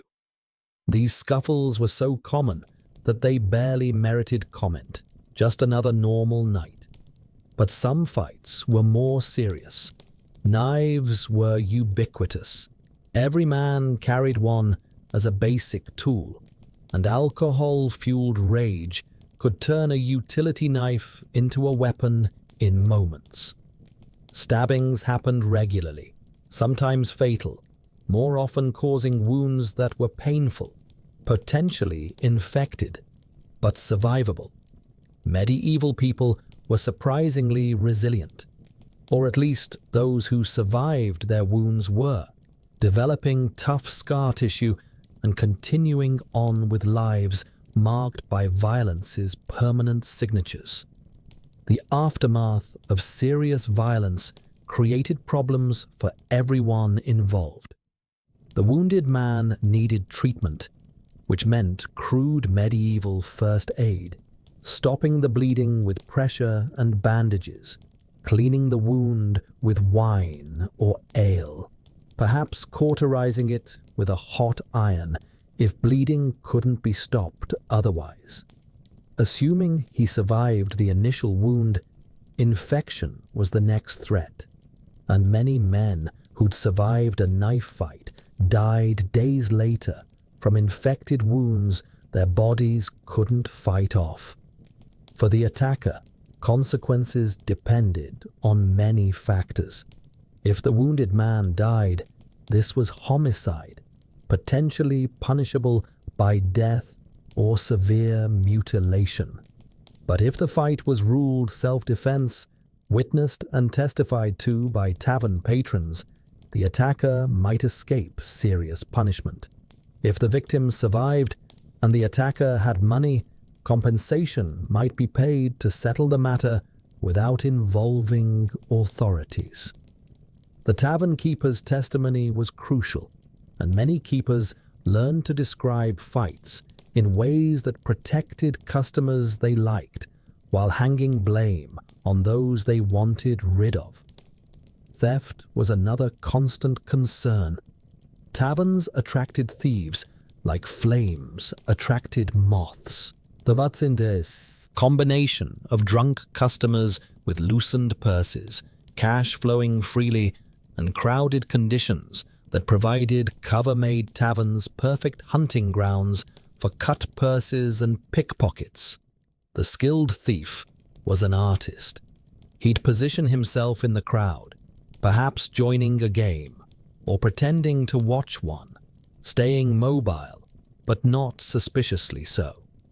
When a customer was sufficiently drunk and distracted, the thief would make his move. A gentle bump, an artful jostle, and fingers would slip into a purse or pocket, removing coins while their owner remained oblivious. The best thieves could rob someone in plain sight in a crowded tavern and be gone before the theft was even discovered. Less skilled thieves resorted to cruder methods, waiting until a customer passed out drunk, then simply rifling through their clothes, following drunk people leaving the tavern and robbing them in the dark streets outside, using fake friendship to isolate a drunk victim, then overwhelming them with force to take their money. These methods were riskier, more likely to result in violence or getting caught, but they didn't require the finesse of true pickpocketing. Tavern keepers themselves weren't always above theft. The opportunity was certainly there. Customers would sometimes leave valuables with the keeper for safekeeping, trusting them to guard their property. Drunk customers might forget exactly how much money they'd started with, making it easy to shortchange them. Workers collecting wages might be too drunk or innumerate to accurately count their change. A dishonest tavern keeper could skim small amounts from many customers, building wealth slowly while minimizing the risk of any single customer noticing. Women in taverns faced their own particular dangers. Sexual harassment and assault were constant threats. Drunk men felt entitled to grab serving girls, make crude propositions, or worse. Women customers, if they weren't clearly under male protection, might find themselves cornered by men who assumed that any woman in a tavern was sexually available. Some tavern keepers tried to protect their female employees, understanding that good serving girls were valuable and that a reputation for allowing abuse would make it hard to find staff. Others were indifferent or complicit, viewing sexual harassment as just part of the job that women had to tolerate. And in the worst cases, some tavern keepers effectively trafficked women, coercing or forcing them into prostitution that enriched the keeper while destroying the women. Murder did occur in taverns, though less frequently than you might imagine, given the combination of alcohol, weapons, and volatile tempers.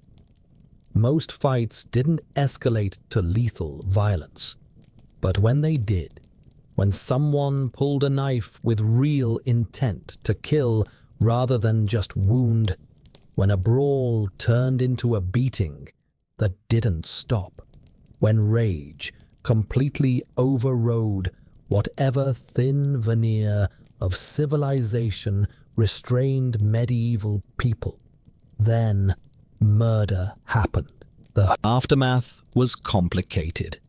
If enough witnesses saw what happened and agreed on who was at fault, justice could be straightforward, relatively speaking.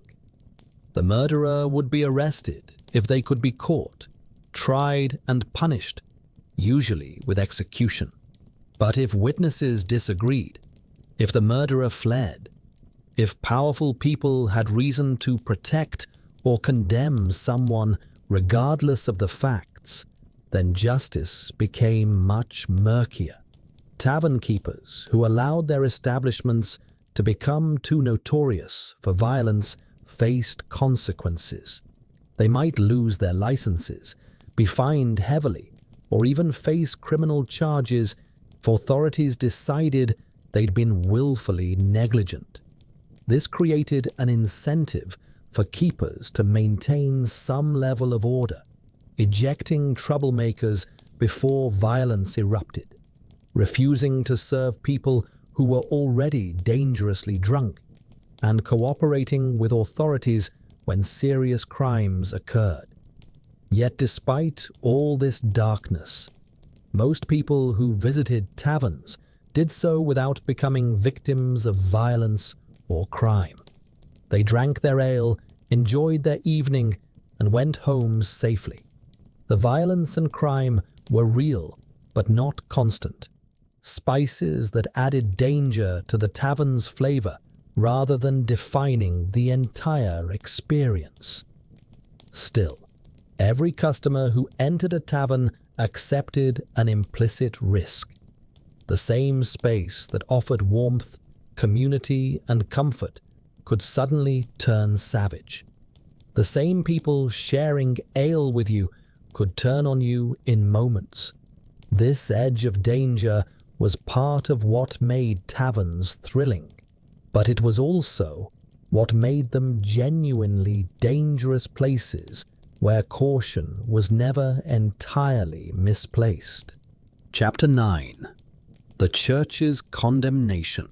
While common people filled taverns nightly, seeking warmth, fellowship, and escape, another powerful voice condemned them with consistent vehemence: the medieval church. Priests, monks, and theologians viewed taverns with deep suspicion, seeing them as breeding grounds for sin, disorder, and spiritual corruption. Understanding this religious opposition is crucial to understanding how taverns existed in medieval society, always under a cloud of moral disapproval, even as they thrived. The church's objections were numerous and theologically grounded. First and foremost was the sin of gluttony, one of the 7 deadly sins. Taverns encouraged excessive consumption of food and especially drink, leading people to indulge their bodily appetites beyond what was necessary for survival. This overindulgence was seen as rejecting God's design for moderation and transforming yourself into a beast driven by appetite rather than reason. Drunkenness specifically drew fierce condemnation. The Bible contained numerous passages warning against excessive drinking. Wine is a mocker, strong drink is raging. Be not among wine bibbers. And the example of Noah's shameful drunkenness after the flood. Medieval preachers seized on these texts, delivering thunderous sermons about how drink clouded the reason, loosened the tongue to sin, weakened resistance to temptation, and generally turned God's image in humankind into something bestial and degraded. But gluttony and drunkenness were just the beginning. Taverns also facilitated the other deadly sins with stunning efficiency. Lust flourished in taverns, where alcohol lowered inhibitions, where prostitutes plied their trade, where married people might meet illicit lovers, where young people beyond proper supervision engaged in fornication. Greed drove the gambling that occurred nightly, with people hoping to enrich themselves through luck rather than honest labor. Wrath erupted in the fights that broke out over trivial disputes, magnified by drink into violence. Sloth resulted from hangovers that prevented people from working the next day. Pride and envy both found expression in the competitive, status-conscious social dynamics of tavern life. The waste bothered moral authorities as well. Money that could feed families was instead spent on drink. Time that could be devoted to productive labor or spiritual improvement was wasted in idle amusement. Food and drink were consumed for pleasure rather than pure necessity. In a world of genuine scarcity, where many people lived on the edge of starvation, this waste seemed not just foolish, but morally offensive. Taverns also threatened the church's control over social life. Sunday and holy days were supposed to be devoted to worship and spiritual reflection. Instead, many people hurried through religious obligations so they could get to the tavern. Some skipped church entirely, preferring ale to sermons. This wasn't just disobedience. It was a fundamental challenge to the church's claim that spiritual life should be central to human existence. The church attempted various strategies to control tavern culture. One approach was regulating hours of operation. Laws were passed requiring taverns to close during church services, preventing people from choosing drink over worship. Taverns were forbidden from operating on the most solemn holy days.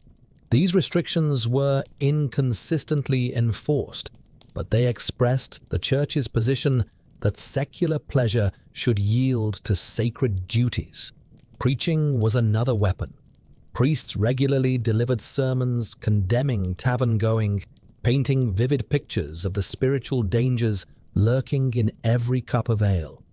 They told cautionary tales of men who'd ruined themselves through drink, of families impoverished by a father's tavern habit, of souls damned for dying in drunken states without chance for final confession and absolution. These sermons were meant to terrify people into changing their behavior. Some priests tried more direct intervention, visiting taverns themselves to shame customers into leaving. Imagine the scene: a priest in his robes pushing through the tavern door, his presence bringing uncomfortable silence, pointing at specific individuals and calling them out by name for their sins, demanding they leave this den of iniquity and return to godly behavior. Sometimes this worked, at least temporarily. More often, customers waited for the priest to leave, then continued their drinking with perhaps a bit of guilty conscience mixed into their ale. The church also used its institutional power. Chronic drunkards could be refused sacraments or even excommunicated in extreme cases. Tavern keepers who allowed their establishments to become too notorious might face church sanctions. Parish priests were encouraged to note which of their flock spent too much time in taverns and to counsel them toward better behavior. Yet for all this effort, the church made limited progress in eliminating or even significantly reducing tavern culture. There were several reasons for this. First, the clergy themselves were not immune to tavern temptation.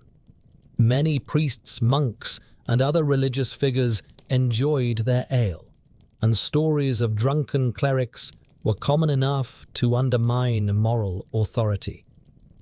Practice what you preach was a difficult standard when everyone knew Father Thomas had been seen leaving the tavern on unsteady legs last Thursday. Second, taverns served practical social functions that the church couldn't or wouldn't replicate. They were community spaces where people gathered, socialized, conducted business, and found relief from hard lives. The church offered spiritual community, but not the same kind of secular fellowship. Telling people to give up taverns without offering a replacement for the social needs they fulfilled, was unlikely to succeed. Third, economic realities worked against church opposition. Tavern-keeping employed people, generated tax revenue, and provided a market for agricultural products. Local authorities, who might otherwise enforce church-inspired regulations, had incentives to be lenient. Even some monasteries brewed and sold ale, recognizing the income potential, even as they theoretically condemned tavern culture. Fourth, medieval people were quite capable of compartmentalizing. They could believe the church's teachings about sin and damnation while still visiting taverns regularly. They confessed their drinking as a sin, did their penance, and then returned to the tavern the next week. This cycle satisfied spiritual requirements while allowing continued enjoyment of tavern pleasures. The church's campaign against taverns reveals a fundamental tension in medieval Christianity. On one hand, Christian teaching emphasized renunciation of worldly pleasures, self-discipline, and constant attention to spiritual matters. On the other hand, medieval people were human, with human needs for pleasure, social connection, and escape from hardship. Taverns answered these human needs, and no amount of theological argument or moral condemnation could fully overcome that reality. Some more thoughtful religious voices recognized this and took a more nuanced position. They distinguished between moderate drinking, which was acceptable, and drunkenness, which was sinful. They acknowledged that taverns could serve legitimate purposes while still warning against the dangers of excess. But these moderate voices were often drowned out by more extreme condemnations, from preachers who saw moral issues in stark black and white. The relationship between church and tavern was thus one of perpetual conflict that neither side could fully win. The church could not eliminate taverns, but it could keep them morally stigmatized, ensuring that tavern-going always carried some guilt and shame.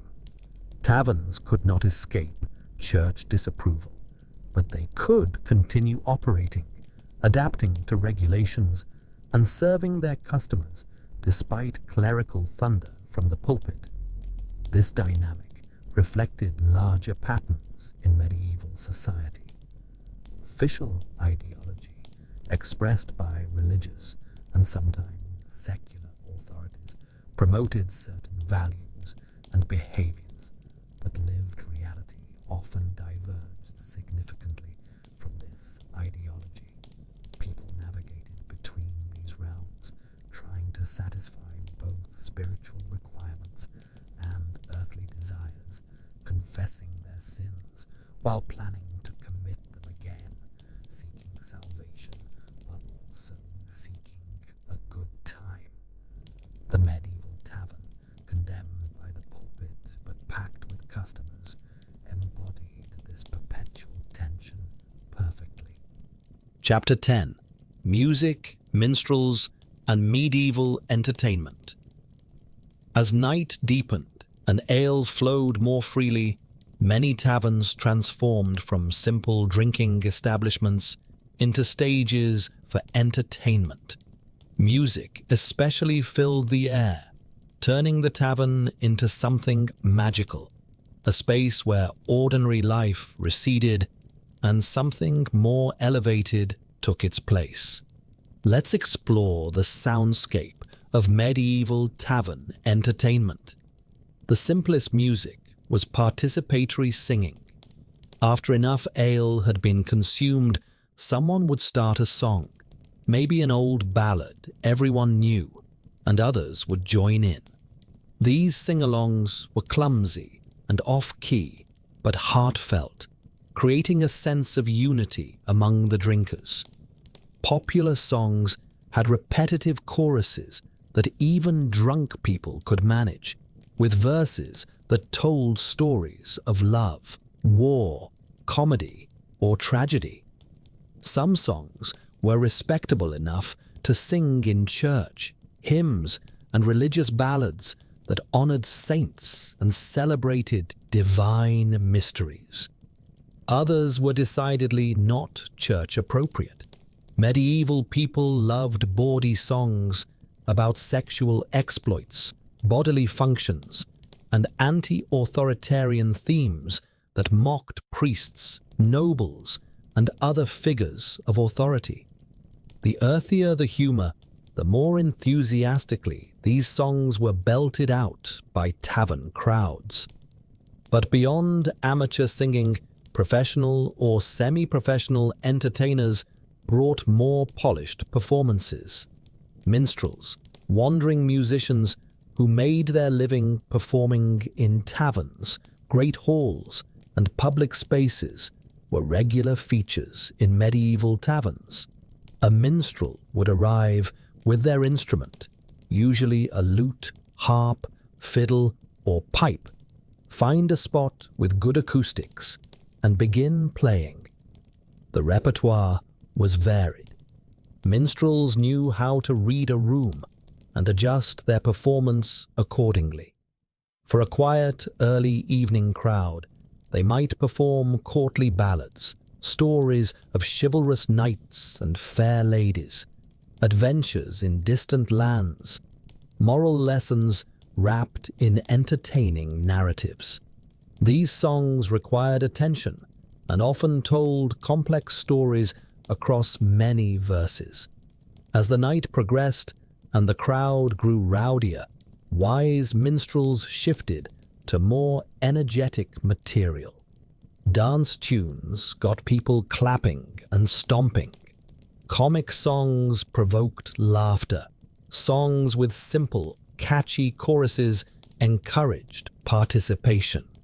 The best minstrels were part musician, part comedian, part social observer, able to improvise verses about local events or people in the tavern, flattering the generous customers and gently mocking the stingy ones. Minstrels occupied an interesting social position. They were often looked down upon by respectable society, lumped together with beggars, prostitutes, and other marginal figures who lived by their wits rather than honest labor. The church was particularly suspicious of minstrels, seeing them as potential sources of immoral influence, spreading lewd songs and drawing people away from godly pursuits. Yet minstrels also commanded respect within their own sphere. A truly talented musician could earn good money, enjoy free food, and drink in many taverns, and achieve a kind of fame that spread beyond their immediate locality.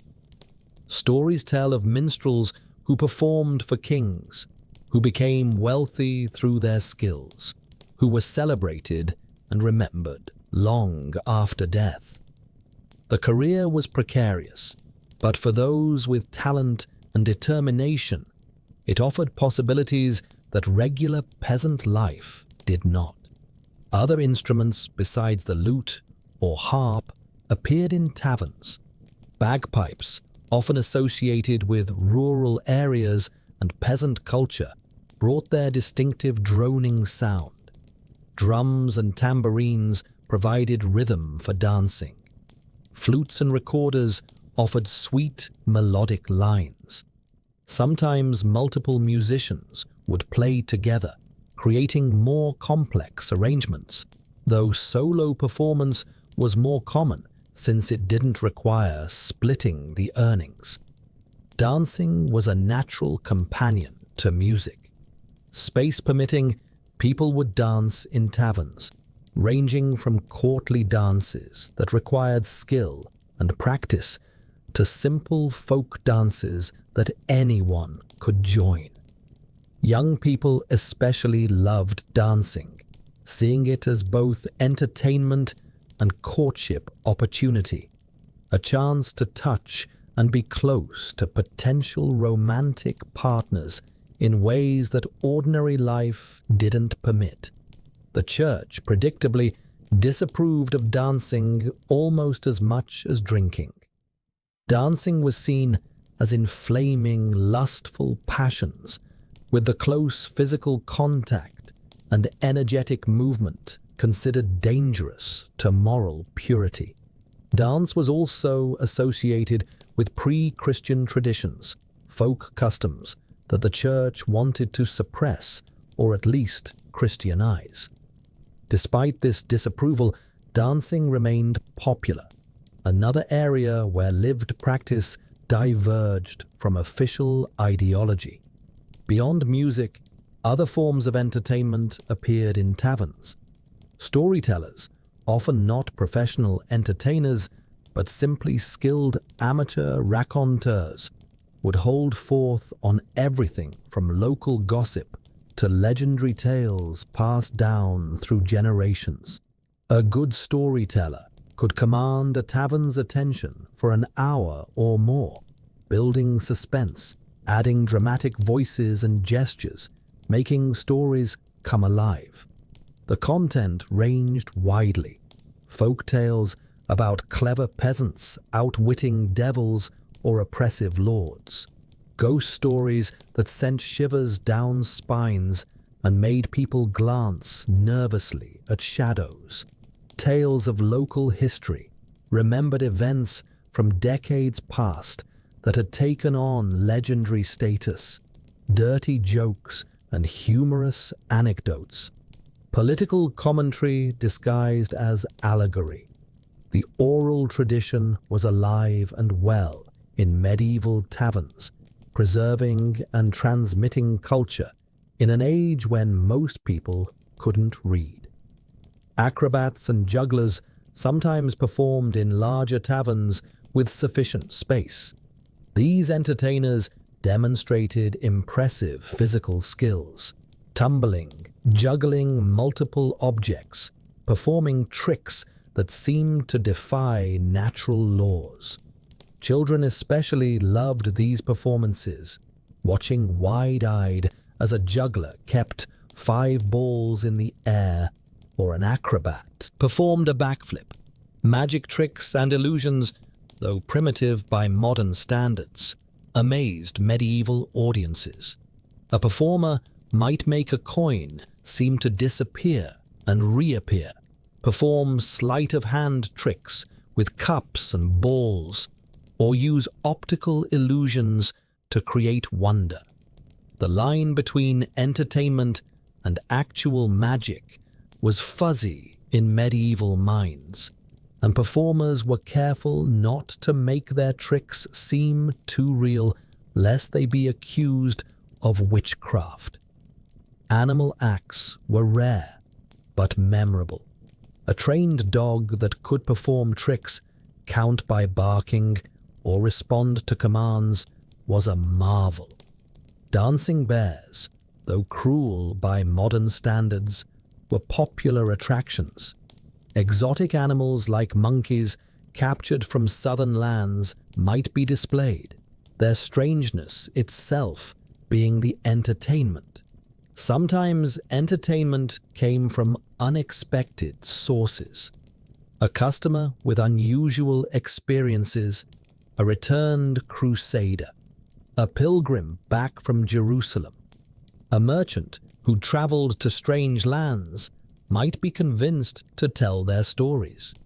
These impromptu performances often commanded as much attention as professional entertainers, with tavern patrons buying drinks to keep the stories flowing.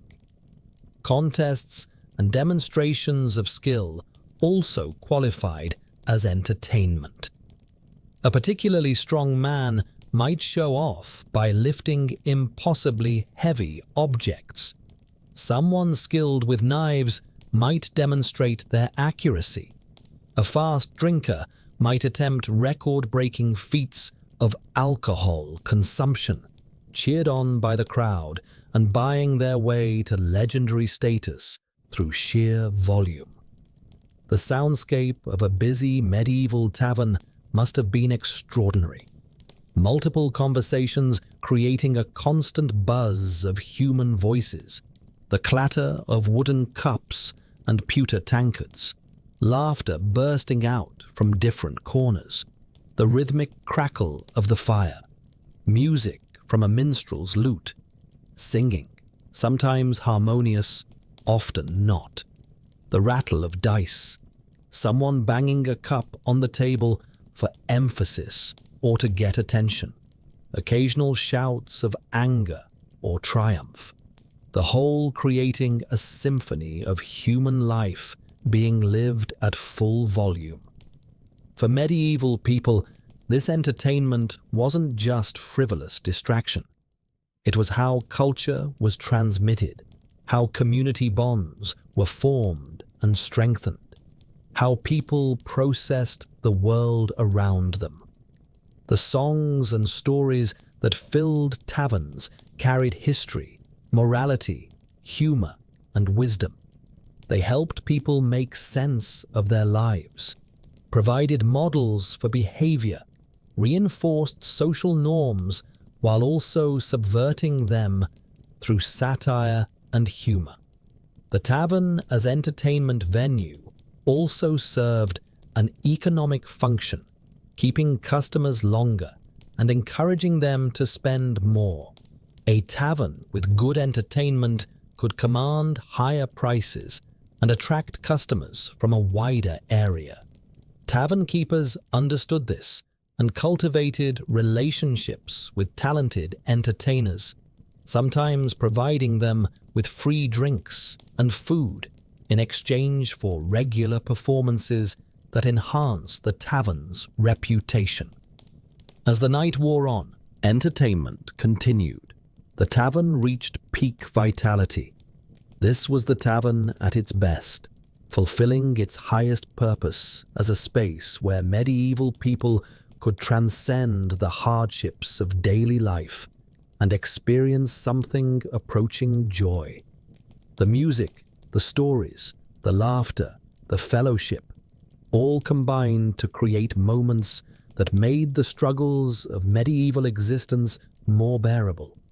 These were the moments people remembered, the reason they kept coming back, the magic that made taverns irreplaceable in medieval culture. Chapter 11. Overnight Stays and Lodging. As evening deepened into night, some tavern patrons faced a decision: attempt the dangerous journey home through dark streets or roads, or stay the night in the tavern's lodging. For travelers especially, the tavern's overnight accommodation was as important as its ale, offering shelter that could mean the difference between safety and misadventure. Not all taverns offered lodging, but those that did advertised themselves as inns, establishments providing both drink and shelter. The distinction between tavern and inn was sometimes blurred, but generally an inn implied a more substantial operation with dedicated sleeping spaces and services catering to travelers and locals who drunk too much to make it home safely. The accommodations varied wildly in quality. At the bottom end, you might simply pay for a space on the common room floor. After the tavern closed for the night, those staying over would find spots near the dying hearth fire, wrap themselves in their cloaks, use their packs or bags as pillows, and try to sleep on the same rushes that had been walked on all evening. This was cheap, but uncomfortable, cold, and offered zero privacy. A step up from the floor was a space in the hayloft or attic. Many inns had upper floors or converted attic spaces where straw or hay was spread thickly, creating a communal sleeping area. Customers would climb a ladder or narrow stairs, claim a spot in the straw, and bed down for the night. It was warmer than the ground floor. The hay provided more cushioning than bare rushes, and there was a sense of being slightly separated from the tavern's public space. These communal sleeping spaces were shared with strangers in conditions of intimate proximity. You might be sleeping inches from a people you'd never met, listening to their snoring, smelling their unwashed bodies, feeling them shift and roll throughout the night. Theft was a constant concern. Any valuables needed to be secured on your person, hidden well, or left with the innkeeper for safekeeping. Some travelers slept with one eye open, metaphorically or literally, not trusting their temporary roommates. For those with more money, some inns offered actual rooms, separate sleeping chambers with doors that closed. These were rare and expensive, but provided privacy, relative security, and a sense of dignity. Even these rooms, by modern standards, were sparse. A simple bed frame with a straw mattress, perhaps a table or chest for belongings, maybe a chamber pot for nighttime needs. Multiple people might still share the room, travelers who'd agreed to split the cost, or family members traveling together.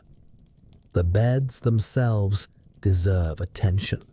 Inn beds had a reputation, mostly deserved, for being infested with various unwelcome inhabitants. Fleas were universal, hopping enthusiastically from the straw and bedding onto warm human bodies. Bedbugs were equally common, emerging at night to feed on sleeping guests. Lice transferred easily from previous occupants to new ones. Waking up covered in bug bites was such a normal part of traveling that people barely complained about it. The bedding was minimal. A rough blanket or two, rarely cleaned, accumulated the dirt and body oils of countless previous guests. Sheets, if they existed, were coarse linen, likely stained and worn. Pillows might be simply rolled-up clothes or small sacks stuffed with straw. The mattress was usually a large sack packed with straw, hay, or occasionally wool, if the inn was particularly upscale. It flattened quickly under body weight, became lumpy and uneven, and retained moisture, smells, and various biological debris from previous occupants. Despite these conditions, people were often grateful for inn lodging. The alternative, sleeping outdoors, exposed to weather and predators, both animal and human, or trying to navigate dark roads where robbery and violence were serious risks, made even a flea-infested straw mattress seem like luxury. Medieval people had different standards of comfort, and what seems intolerable to us was normal, even pleasant, to them. Innkeepers provided varying levels of service beyond just the sleeping space. Some offered meals as part of the lodging price or for additional cost. A traveler might get a simple breakfast of bread, cheese, and ale before setting out in the morning. Others provided services like stabling for horses, secure storage for valuable goods, or even baths for those willing to pay extra and wait while water was heated and carried upstairs. Security was a legitimate concern. Inns attracted thieves who targeted travelers assumed to be carrying money and goods. The innkeeper was supposed to provide protection, but their effectiveness varied. Good innkeepers kept an eye on suspicious characters, secured the inn's doors at night, and would come to a guest's aid if trouble arose. Less scrupulous innkeepers might be complicit in robberies, signaling to criminal confederates when a wealthy traveler was staying the night. Horror stories circulated about murderous innkeepers who robbed and killed their guests, disposing of bodies and stealing everything. These tales were probably exaggerated, but they reflected real anxieties about trusting strangers with your life while you slept. Travelers learned to be cautious, hiding their money, not flashing wealth, staying in groups when possible, and choosing inns with good reputations based on recommendations from other travelers. Women traveling alone or in small groups faced additional dangers. The combination of being vulnerable, sleeping in spaces they couldn't secure, and the general assumption that women without male protection were sexually available made inn stays risky. Some women traveling for legitimate reasons, as pilgrims or to visit family, had to carefully manage their reputations and safety, perhaps traveling in larger groups or seeking lodging in religious houses rather than commercial inns.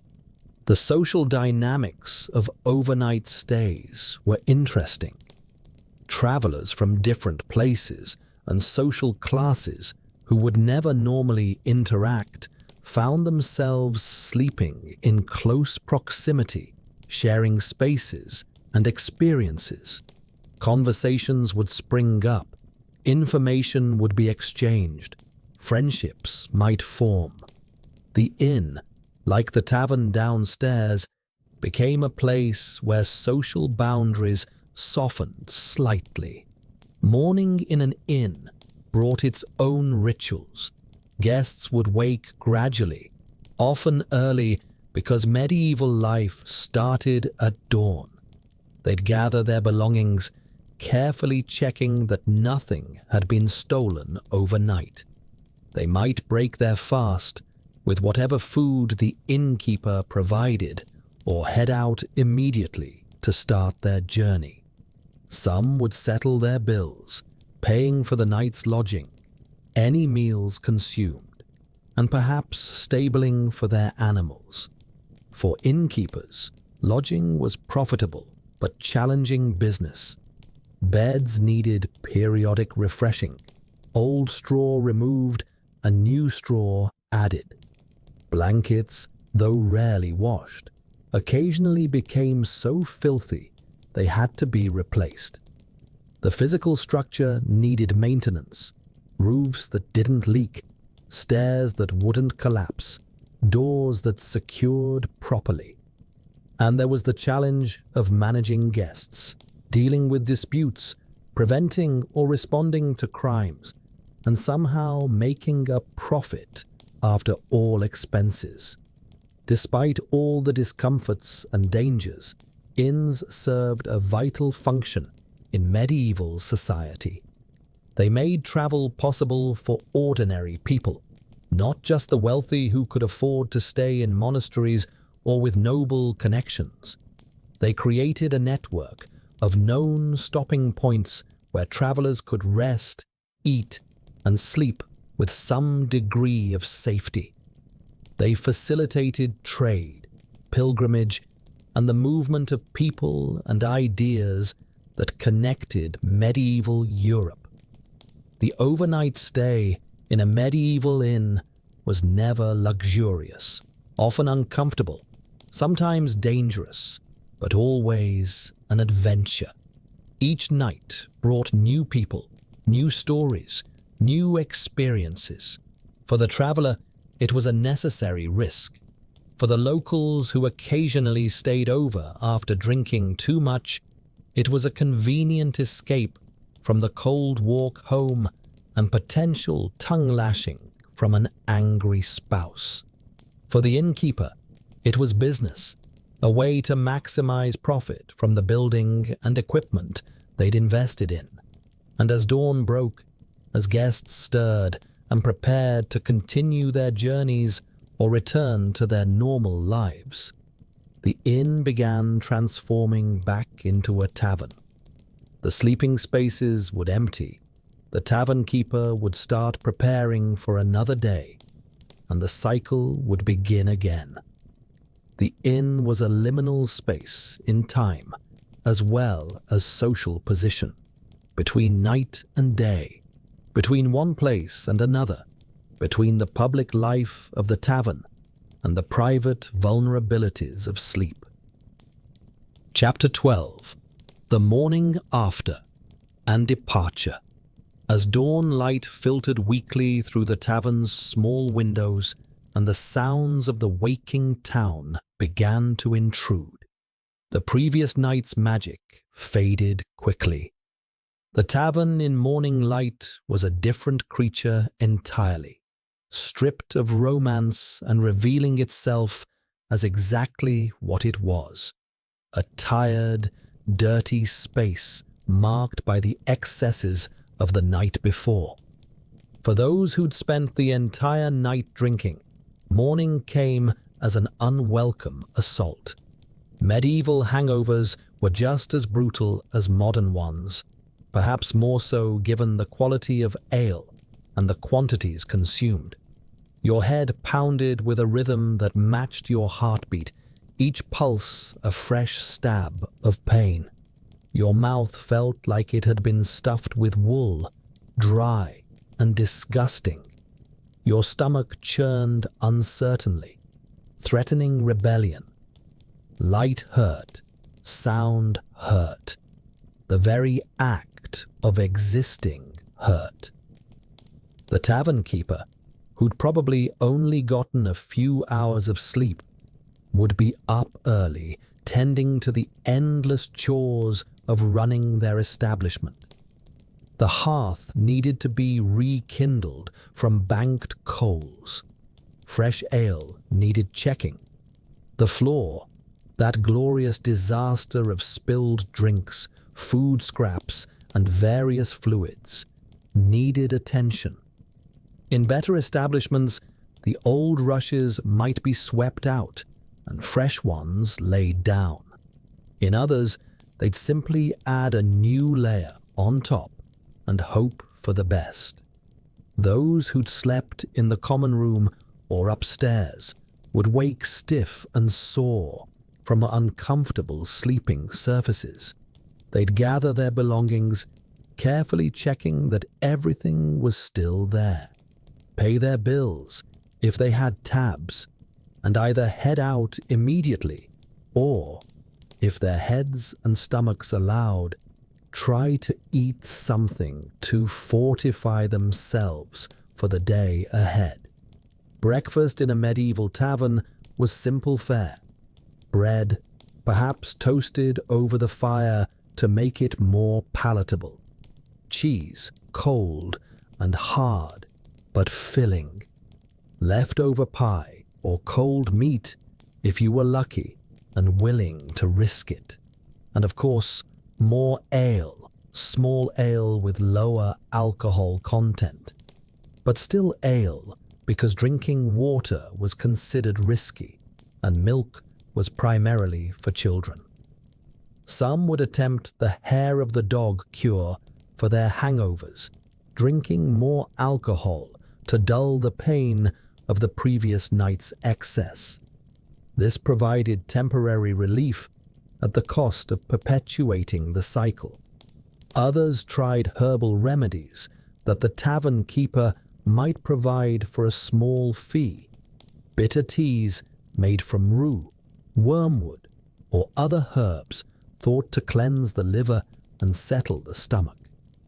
For travelers, morning meant preparing to leave.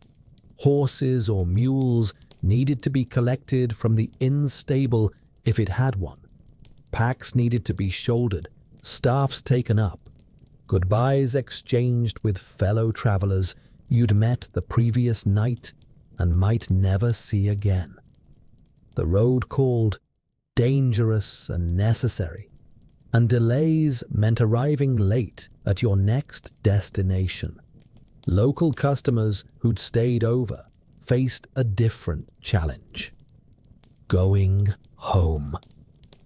If you were married, showing up in the hui, morning reeking of ale and tavern smoke, having spent money and possibly gotten into who knows what kind of trouble. You faced the wrath of a spouse who'd been worried, angry, or both. Some men would linger in the tavern as long as possible, delaying the inevitable confrontation. Others hurried home, hoping to slip in and pretend they'd been there all along, a strategy that rarely worked. For those who'd drunk responsibly and left before things got too wild, morning brought no special challenges. They'd wake in their own beds, perhaps with mild headaches but nothing serious, and head to work as usual. These sensible souls represented the majority of tavern customers, the ones who used taverns appropriately for social relaxation without letting it consume their lives or resources.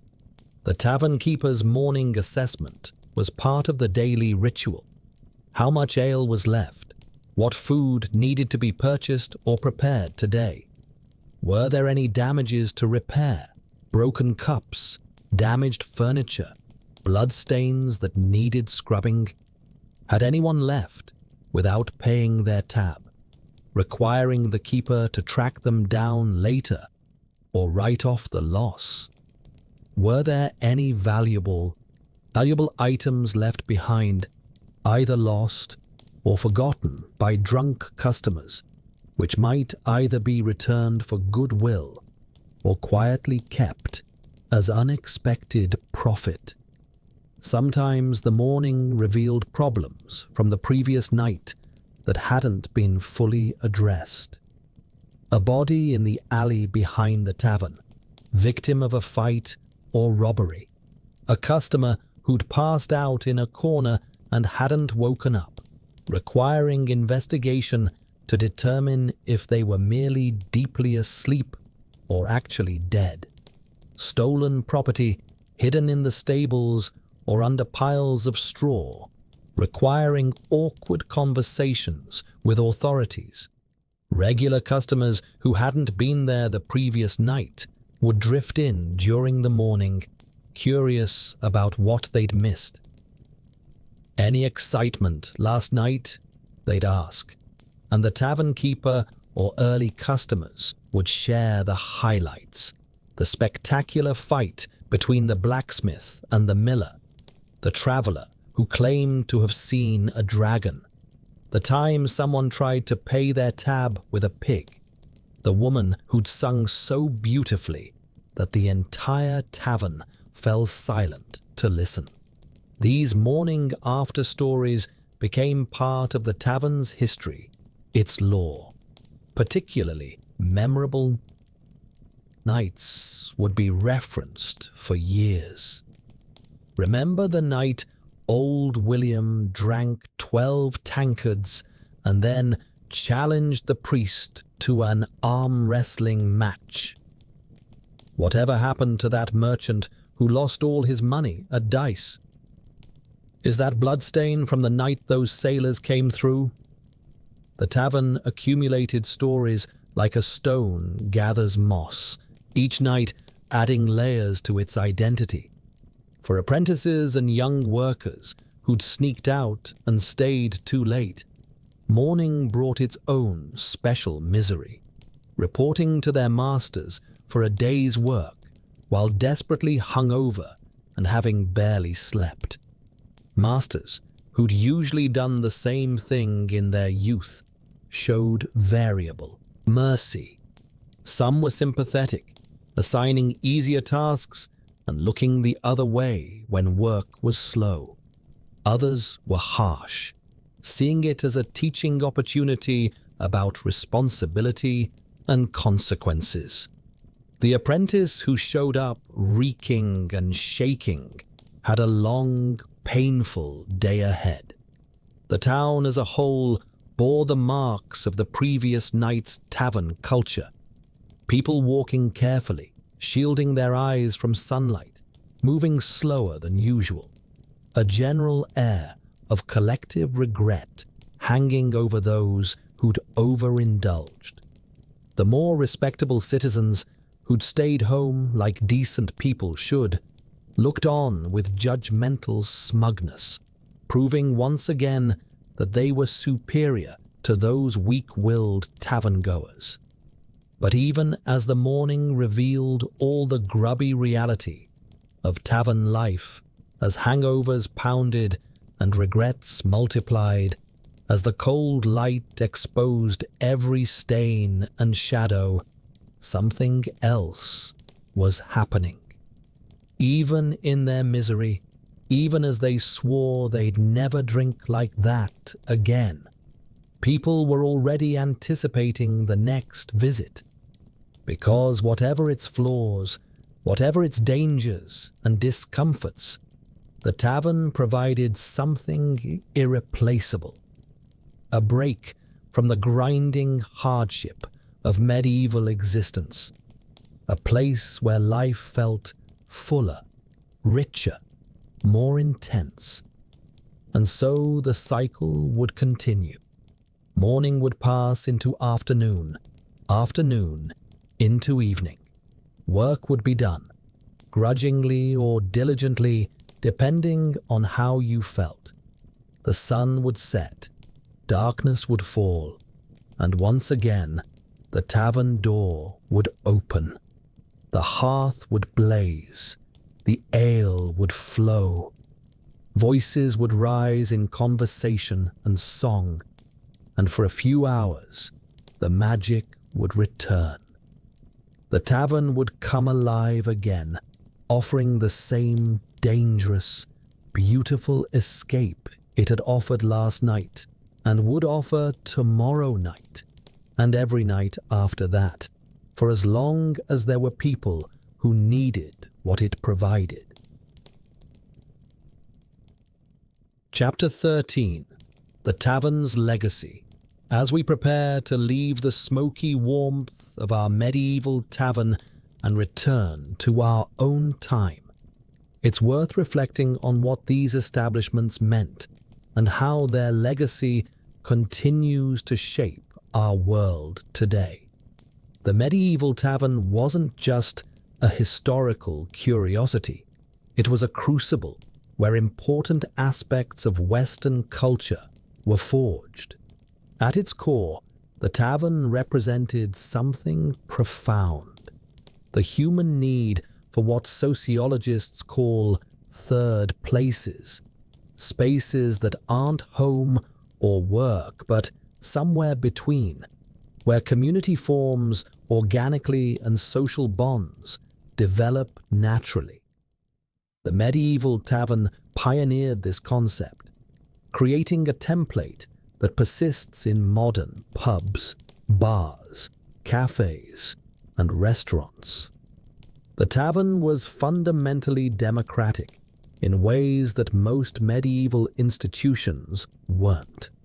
Yes, hierarchies existed within tavern culture, but they were softer, more negotiable than in the rigidly structured world outside. A poor man and a rich merchant might share a bench, drink from the same barrel, and engage in conversation that would be unthinkable in the marketplace or manor court.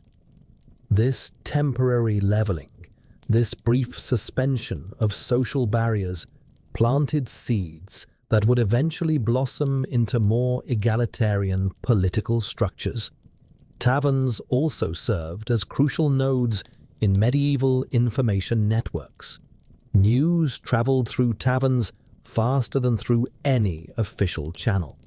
A merchant arriving from a distant city would share his information at the tavern, and by morning, the entire town would know.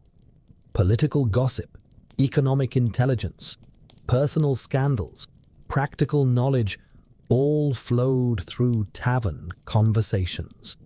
In an age before newspapers, radio, or internet, the tavern was social media, keeping communities connected to the wider world. The cultural impact was equally significant. Songs and stories preserved in tavern tradition kept history and literature alive for illiterate populations.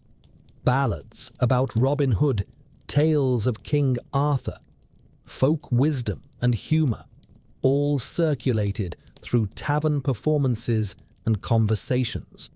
Much of what we know about medieval popular culture survived because it was entertainment in taverns, repeated and refined through countless performances until someone finally wrote it down.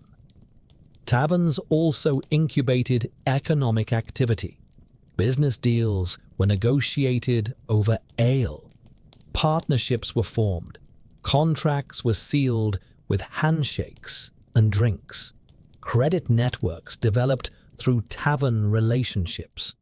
The informal economy of favors, obligations, and trust that made medieval commerce function was largely built and maintained in tavern settings. The tavern's role in community cohesion can't be overstated. In villages and towns where life was often isolating, where work was hard and prospects were limited, the tavern provided essential social connection. It was where you learned who needed help, who was hiring, who had goods to sell. It was where disputes were sometimes settled without resorting to formal law courts. It was where community opinion formed and solidified, creating informal consensus that shaped local decision-making. The darker legacy deserves acknowledgement too. Taverns normalized and enabled alcoholism in ways that damaged individuals and families. The violence, the gambling addiction, the sexual exploitation, these weren't just occasional problems, but systemic features of tavern culture. Modern societies still wrestle with how to balance the social benefits of drinking establishments against their social costs. Looking at modern drinking establishments, the DNA of medieval taverns is unmistakable. The neighborhood pub where regulars have their favorite seats. The sports bar where strangers become friends over shared enthusiasm. The cocktail lounge where business deals happen. The dive bar that welcomes everyone regardless of status.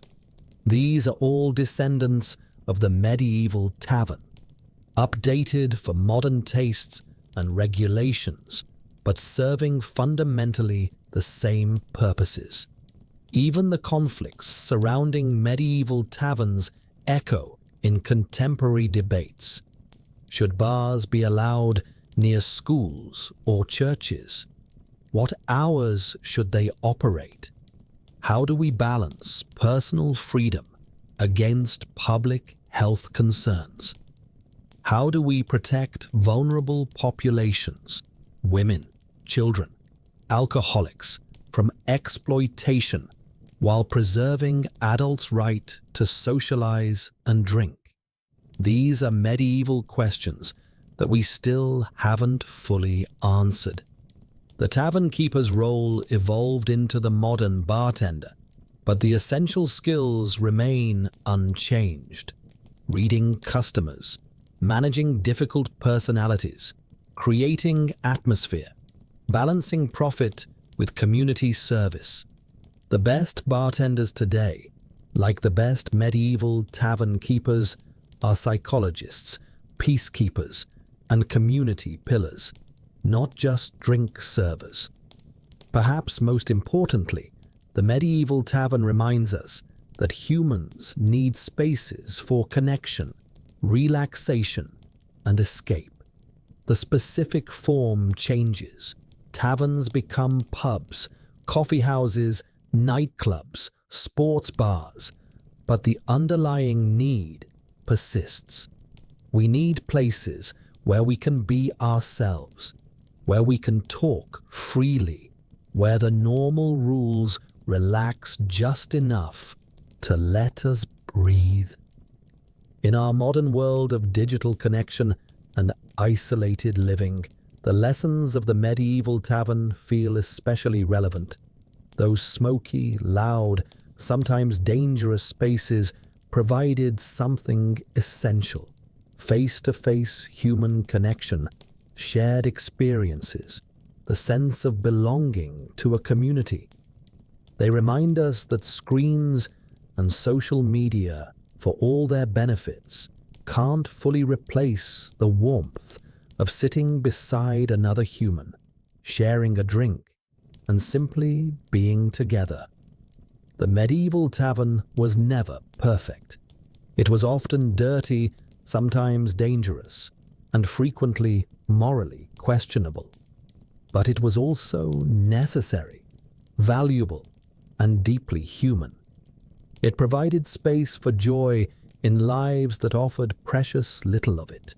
It gave people something to look forward to at the end of hard days. It created memories and friendships that made existence bearable. As we step back through the tavern door, leaving the warmth and smoke and noise behind, we carry those lessons with us. The medieval tavern lives on, not in the specific buildings that have long since crumbled into dust, but in the fundamental human needs it served and the social patterns it created.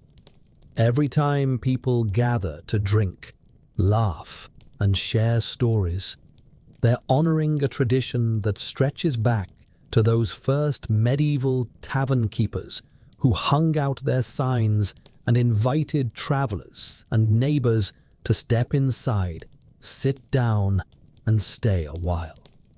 The wooden door swings shut behind us. The sounds of the tavern fade, but the legacy remains, woven into the fabric of how we live, how we socialize, and how we create community in an often lonely world. The medieval tavern is gone, but its spirit endures, reminding us that sometimes the most important places aren't grand cathedrals or mighty castles, but simple, humble spaces where ordinary people gather to drink, eat, and remember that they're not alone. Sweet dreams, fellow travelers. May your rest be as deep and peaceful as a satisfied tavern patron's sleep after a perfect evening of good ale, better company, and the timeless comfort of belonging. Until we meet again in another corner of history, good night. Each tavern had its own character, developed over years and shaped by its keeper, its location, and its customers. A tavern near the docks might be rough and ready, catering to sailors and dock workers with strong constitutions and stronger language. A tavern near a church might maintain a veneer of respectability, keeping the rowdiest behavior somewhat contained. A tavern on a major road might see a constant turnover of strangers, creating an atmosphere of transience and possibility. A village tavern might be where everyone had known everyone else since childhood, creating intimacy, but also making it impossible to escape your reputation. The time of day mattered too. A tavern in late afternoon, just as work was ending, had a different energy than the same tavern at midnight. Early evening brought workers seeking refreshment and relaxation before heading home. Conversations were relatively sober. Business was sometimes conducted and the atmosphere was almost respectable. As night deepened, as ale flowed more freely, as the cautious customers left and the committed drinkers remained, the tavern transformed. Voices got louder, inhibitions loosened, and the night's true character emerged. The season affected tavern life as well. Summer taverns, with their doors thrown open to catch any breeze, customers spilling out into yards and streets, staying late because the weather was fine, and nobody wanted to go back to sweltering homes. Winter taverns with doors barred tight against the cold, everyone huddling near the fire, the atmosphere close and intimate, and sometimes claustrophobic. Spring taverns celebrating the end of winter's darkness and scarcity. Autumn taverns with the year's harvest providing both food and ale. A brief moment of plenty before winter came again. Standing on that threshold, with the cold night at your back and the warm chaos ahead, you had a choice to make. You could turn away, find other accommodation, continue your journey, preserve your coin and your sobriety. But that wasn't why you'd come. That wasn't why anyone came, really. Cross that boundary, and you entered a space where normal rules bent like willow branches, where a servant might sit beside a minor noble, both pretending not to notice the breach of hierarchy, where respectable wives absolutely should not go, which of course meant some did anyway, drawn by the same human needs for company and escape that brought everyone else, where violence, friendship, business deals, and romance all tangled together in a heady mix as intoxicating as the ale itself. The threshold wasn't just physical. It was psychological, spiritual even. It marked the boundary between the structured, ordered world of medieval society and a space where those structures relaxed just enough to let people breathe. Outside, you were a serf or a freeman, a craftsman or a merchant, a wife or a widow. Inside, you were a customer, and as long as you could pay for your drink and didn't cause too much trouble, that was identity enough. Once you pushed through that door, you accepted the tavern's implicit contract. You would drink, you would spend money, you would participate in the social theater that unfolded every night under those smoke-stained rafters. You might make friends or enemies, close a business deal, or lose your purse to a clever thief, hear news from distant lands, or spread gossip that would travel just as far. You might fall in love, start a fight, make a fool of yourself, or have the best night of your life. You couldn't know. That was part of the thrill. The door might be heavy, but it swung open easily enough with a push.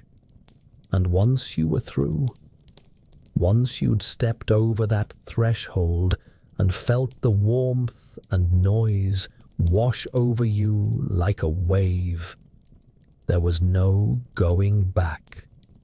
Not really. Oh, you could physically leave, walk back out into the night, but you'd been changed by the crossing.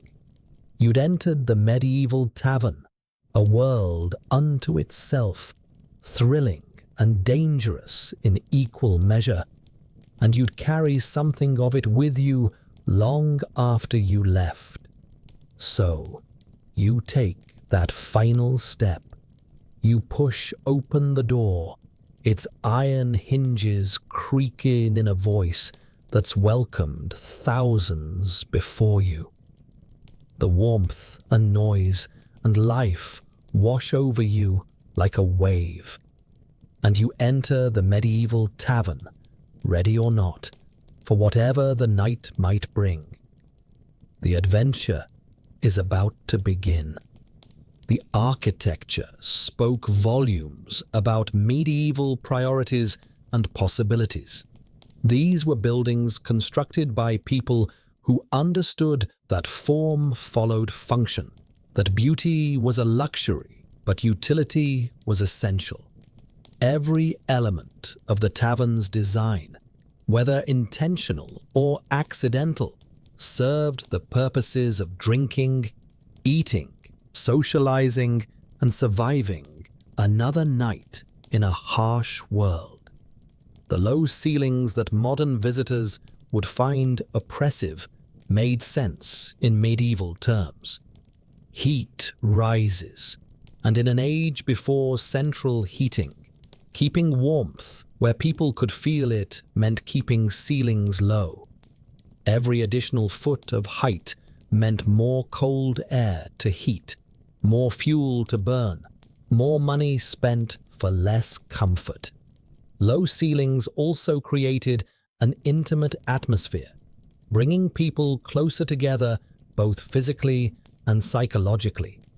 Those exposed wooden beams weren't decorative elements chosen by a designer. They were structural necessities, doing the real work of holding up the building. The fact that they darkened over years of smoke exposure just made them better at their job. The accumulated soot creating a protective layer that actually helped preserve the wood. Some beams bore carved decorations, remnants from when the building served other purposes, and these carvings told stories of previous lives, previous dreams. The placement of windows tells us about medieval concerns. Small windows meant less heat loss, but also less light. A trade-off that made sense when glass was expensive and fuel for heating even more so. The orientation of windows mattered too. A tavern with windows facing the street could be watched by authorities, which encouraged keepers to maintain at least a facade of order. Windows facing inward courtyards or blank walls offered more privacy for customers who valued discretion. The thickness of walls varied depending on construction methods and materials available. Wattle and daub walls, common in English taverns, were surprisingly effective insulators when properly maintained, though they needed regular replastering as weather and time took their toll. Stone walls in more prosperous establishments or in regions where stone was readily available provided better fire protection and longer lifespans, but they also made rooms colder and required more substantial heating. Floors deserve more attention than they usually get. The choice between packed earth and wooden planks wasn't just about cost, though cost certainly mattered. Earth floors were cheaper initially, but required constant maintenance, packing down in high-traffic areas and developing muddy patches wherever liquids spilled. They also provided no barrier against cold rising from the ground, making them genuinely uncomfortable in winter. Wooden plank floors were investments that many tavern keepers aspired to, but few achieved. They required significant upfront cost, skilled carpentry, and ongoing maintenance as boards warped and split.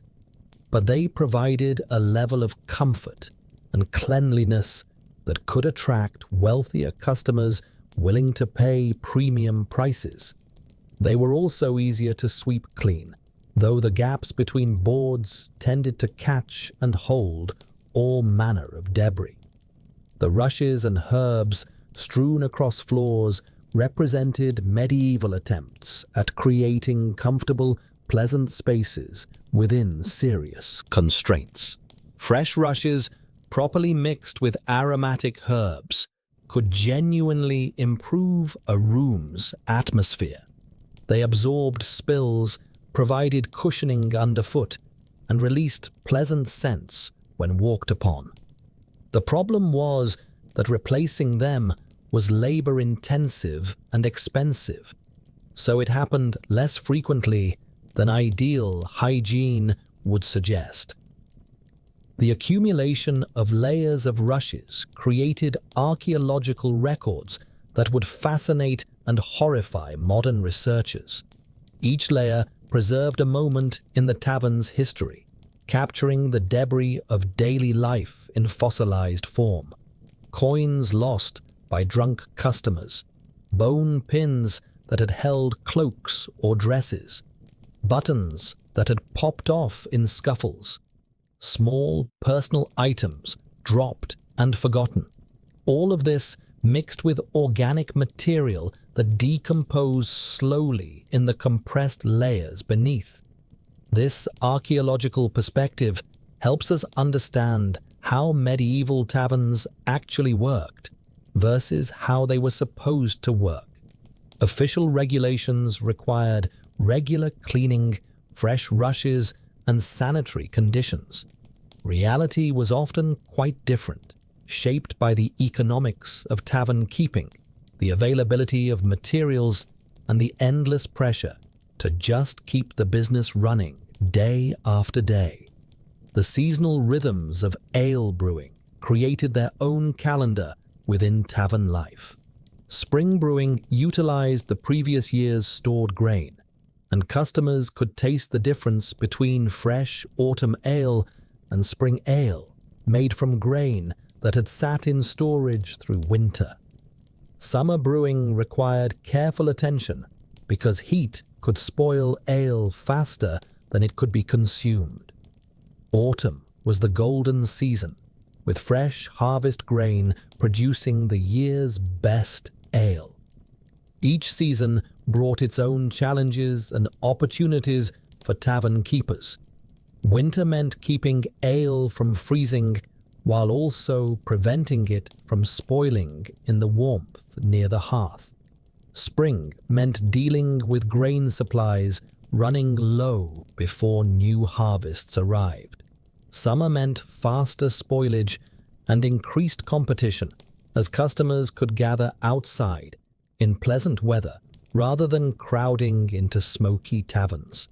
Autumn meant plenty, but also the pressure to brew and store enough to last through the lean months ahead. The social rituals around drinking shaped medieval community life in ways we can barely imagine. The act of buying someone a drink wasn't just generosity. It was a social contract, creating obligations and alliances. Refusing a drink could be a serious insult, suggesting you didn't value the relationship or trust the person offering. Accepting a drink bound you to certain reciprocal behaviors, whether immediate or deferred. These intricate social dances played out nightly in taverns. You'd see a merchant buy a round for locals, establishing himself as generous and worthy of their business. You'd see workers taking turns buying for each other, maintaining rough equality within their group. You'd see a supplicant buying drink for someone whose favor they needed, the liquid offering more powerful than words alone. The economics of tavern drinking reveal fascinating details about medieval life.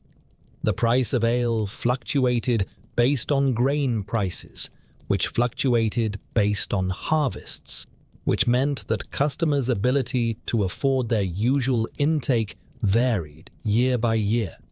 Bad harvest years meant expensive ale and less of it. Good harvests meant cheaper, more plentiful ale, and therefore more drinking, more social activity, more of the behaviors that authorities tried to regulate. Credit systems within taverns created shadow economies. A tavern keeper who extended credit wisely could build loyal customer bases who felt obligated to keep drinking there even when they had ready cash and other options.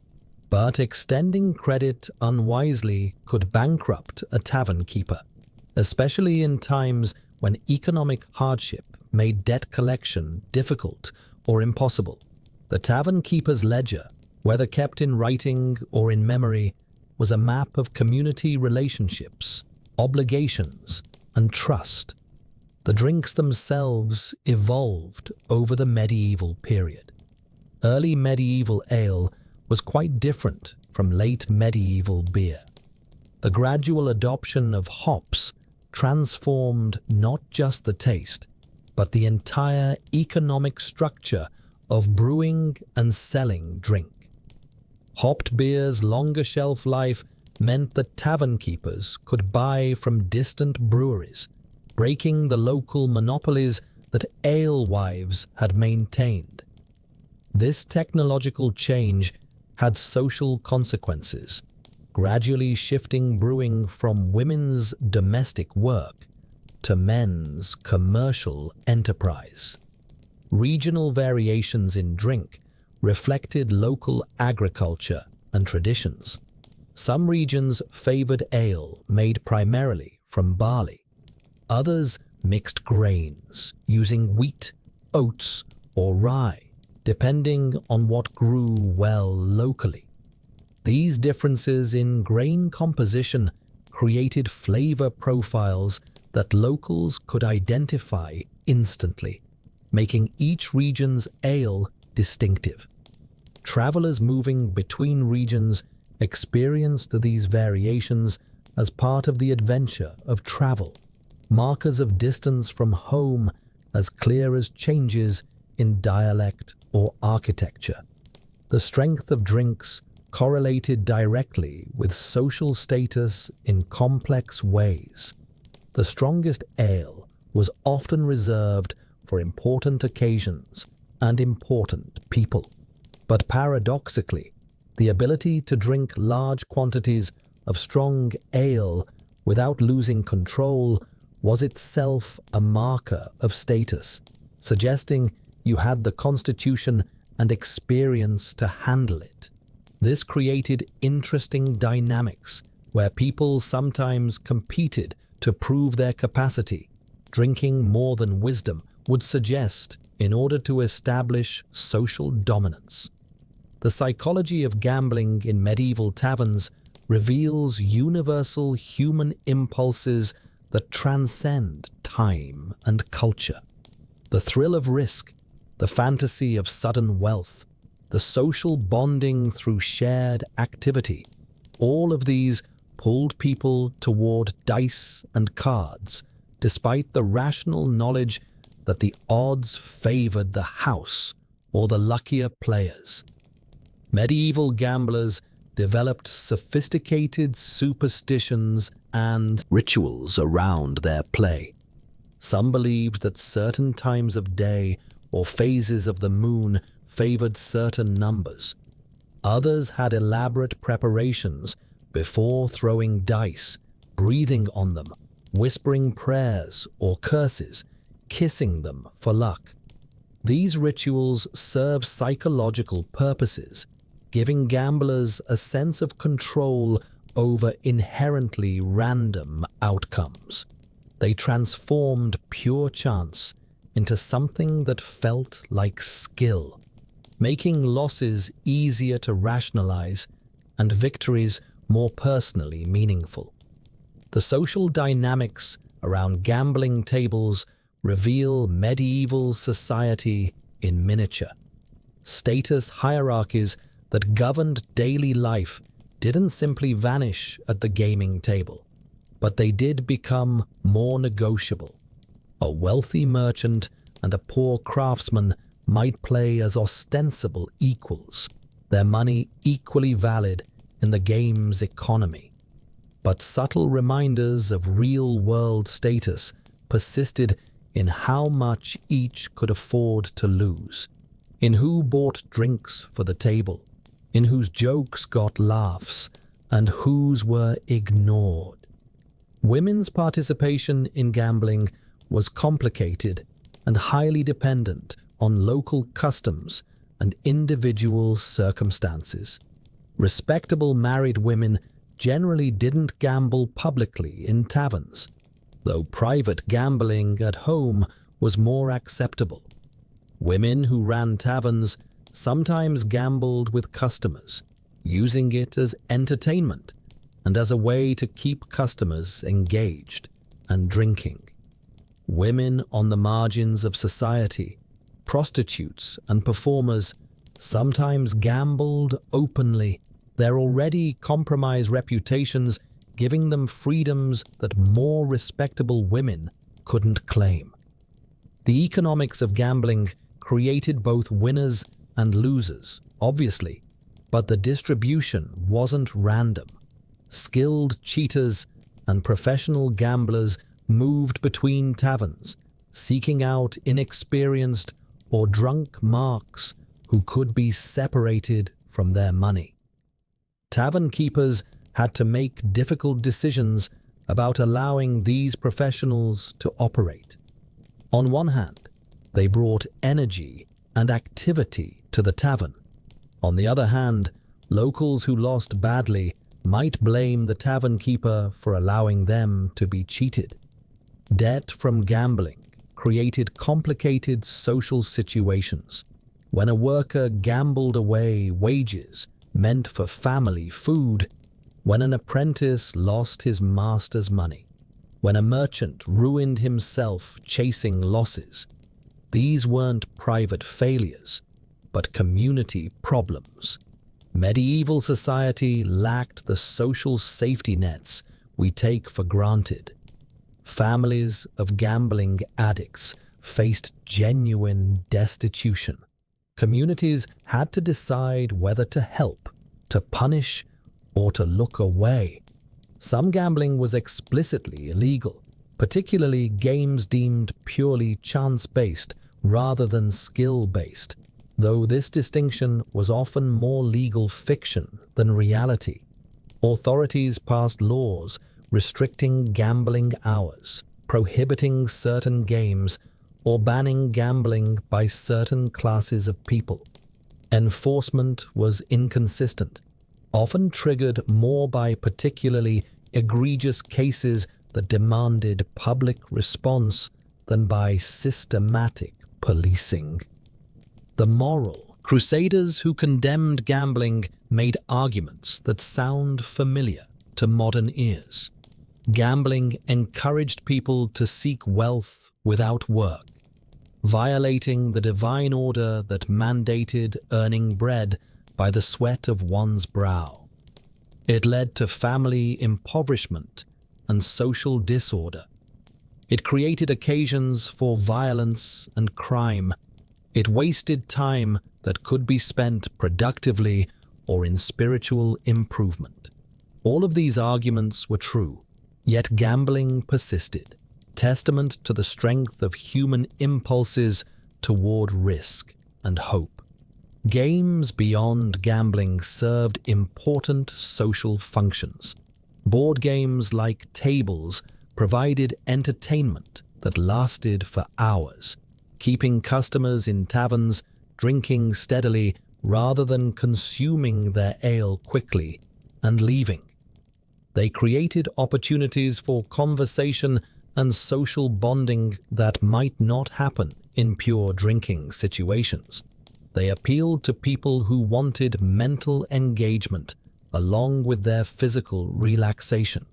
The communal nature of gaming in taverns contrasts sharply with modern, isolated gaming.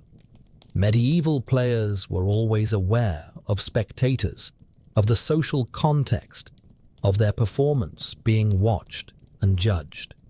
A brilliant move in tables might earn respect that translated into social capital outside the game. A foolish mistake might become tavern legend, retold and embellished until it took on mythic proportions.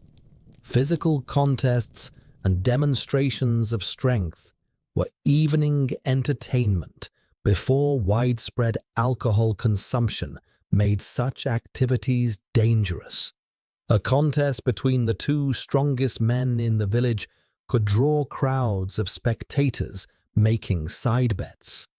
The winner gained status that might last for years, their strength becoming part of local identity and pride. These contests also served as ways for men to establish dominance hierarchies without serious violence, though they occasionally escalated into actual fights when pride and alcohol mixed poorly. The integration of games into tavern culture shows how medieval people created meaning and structure in their leisure time. Modern observers sometimes imagine medieval common people as uniformly brutish and simple, but the reality was far more complex. These were people who developed sophisticated gaming strategies, who created elaborate social rituals around play, who found joy and meaning in activities that didn't directly contribute to survival. The games mattered not because they were practical, but because they were human, expressions of our need for play and community and friendly competition. The church's opposition to taverns was so consistent and vehement that it became almost predictable. Yet understanding the religious objections helps us see the tensions within medieval Christianity itself. The religion preached renunciation of worldly pleasures, but it operated in a world where most people lived lives of such hardship that occasional pleasure seemed not just desirable but necessary for survival. Taverns represented this fundamental tension made manifest. The theological arguments against taverns drew on sophisticated understandings of sin and salvation. Drunkenness wasn't condemned just because it was undignified. It was condemned because it represented surrendering rational control, the quality that supposedly separated humans from beasts. When drunk, you couldn't properly exercise the free will that was central to Christian concepts of moral responsibility. You became vulnerable to all manner of sins because your guard was down and your judgment impaired. The slippery slope argument was popular among preachers. One drink led to another, which led to drunkenness, which led to violence or lust or other sins, which led to damnation. They painted vivid pictures of souls lost because someone stopped for just one cup, that became many cups, that became a lifetime of dissolution.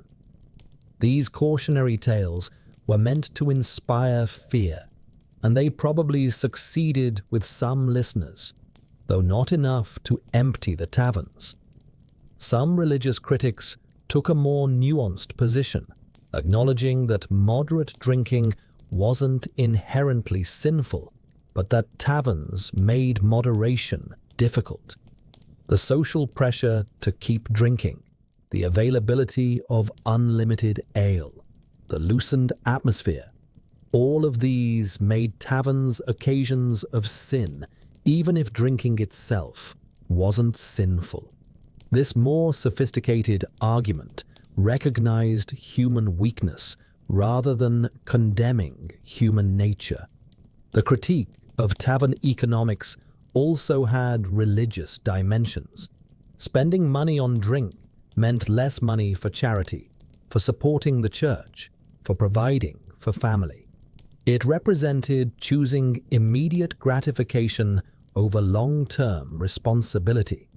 In an economy of scarcity, where most families lived close to the edge, spending scarce resources on ale seemed not just foolish, but immoral. Religious authorities pointed to children going hungry while fathers drank, wives struggling to make ends meet while husbands gambled, families evicted because tavern debts took priority over rent. The association between taverns and sexual immorality wasn't just prejudice. Taverns genuinely were spaces where sexual transactions occurred, where alcohol lowered inhibitions, where married people met illicit partners. Prostitutes worked taverns because that's where customers were. Young people courted in taverns away from parental supervision, sometimes leading to pregnancies that brought shame and hardship. The church's concern about tavern sexuality reflected real problems, even if the solutions proposed, mainly prohibition, were impractical. Religious authorities also worried about blasphemy and sacrilege in taverns. Drunk people said things they wouldn't say sober, including mocking religious figures, questioning doctrine, or engaging in explicitly anti-religious talk. In an age when heresy was a capital crime and when religious uniformity was seen as essential to social order, this kind of talk was genuinely threatening to authorities. Some clergy tried to create alternative spaces for socialization that would offer community without the spiritual dangers of taverns. Church ales, where the church itself brewed and sold ale, with proceeds going to parish funds, were attempts to capture the economic and social benefits of tavern culture while maintaining religious oversight. These were popular in some regions, but never fully replaced commercial taverns, partly because the church's ale was often more expensive, and partly because people enjoyed the freedom that came with taverns' greater distance from religious authority. The failure of the church to eliminate or even significantly reduce tavern culture reveals important truths about medieval Christianity. Despite the church's tremendous institutional power, despite its claims to control medieval life completely, there were limits to its actual influence. People made decisions based on their own needs and desires, accepting religious condemnation as the price of tavern pleasures. They might confess their drinking a sin, do their penance, and then return to the tavern the next week.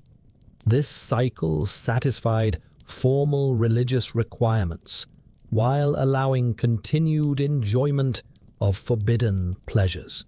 This gap between ideal and practice, between official teaching and lived reality, characterized much of medieval life.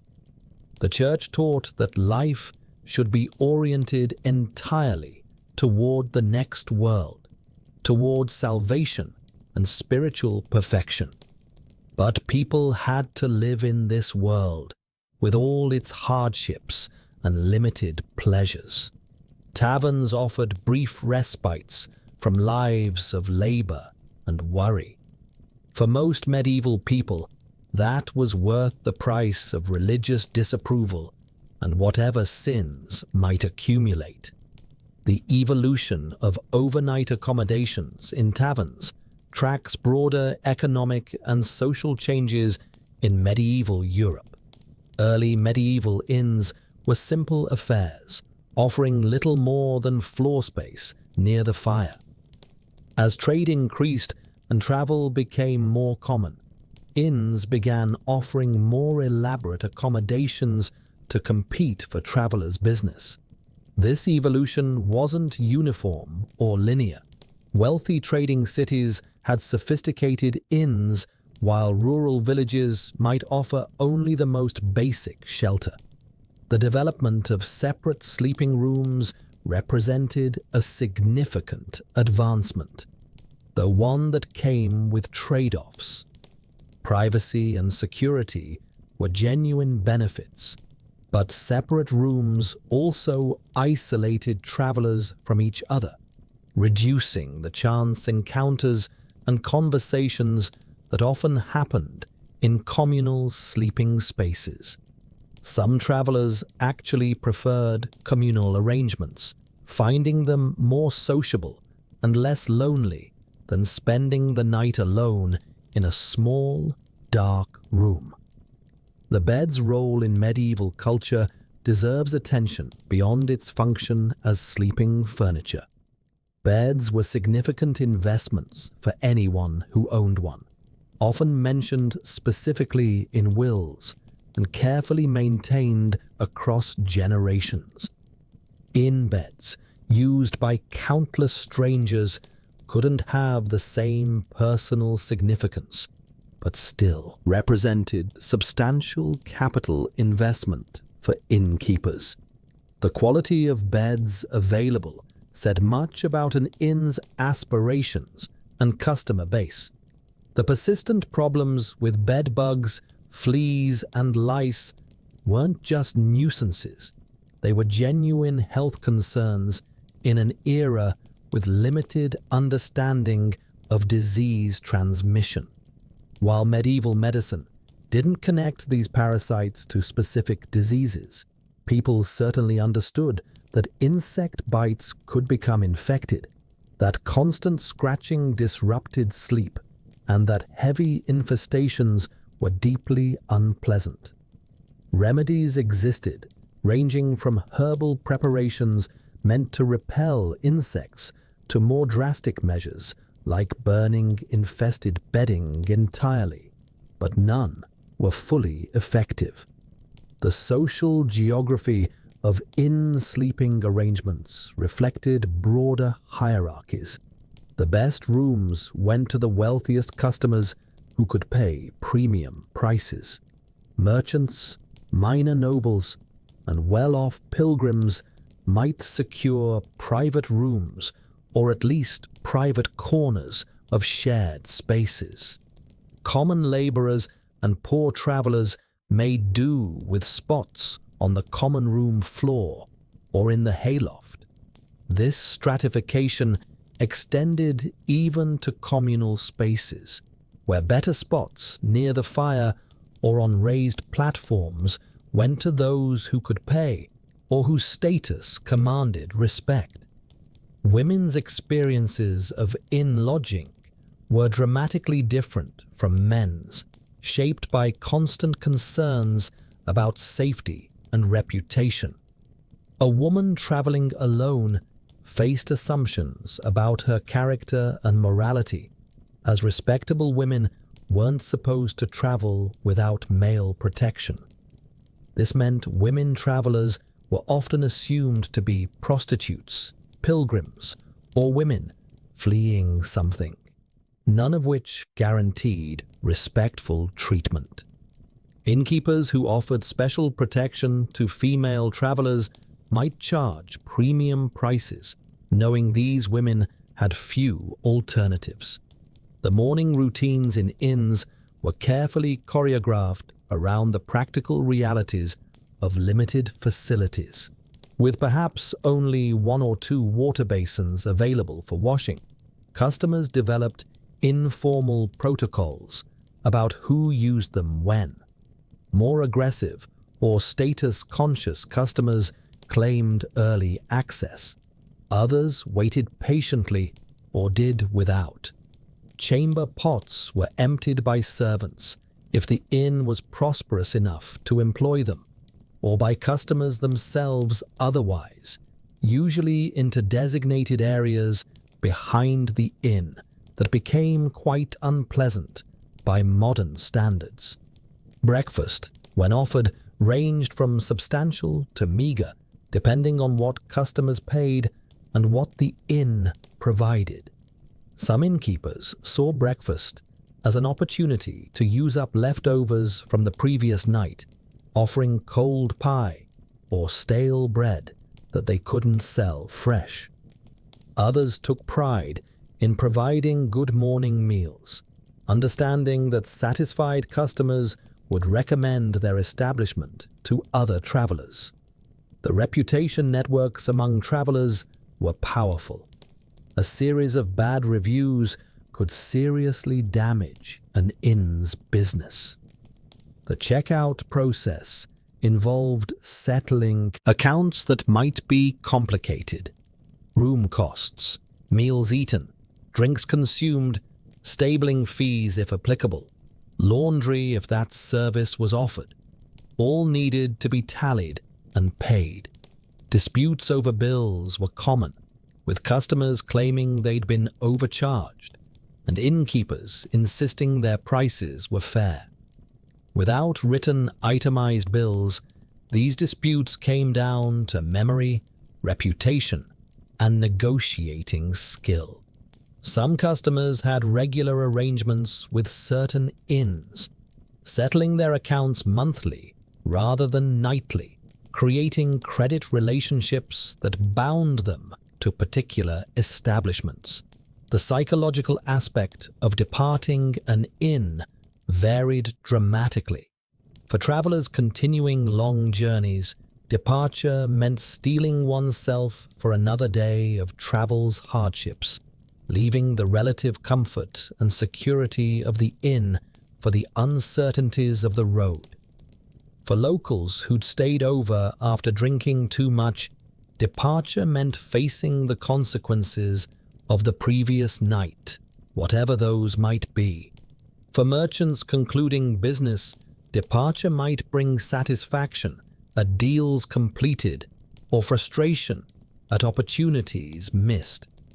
Some travelers formed attachments to particular inns on their regular routes, developing relationships with innkeepers and staff that approached friendship.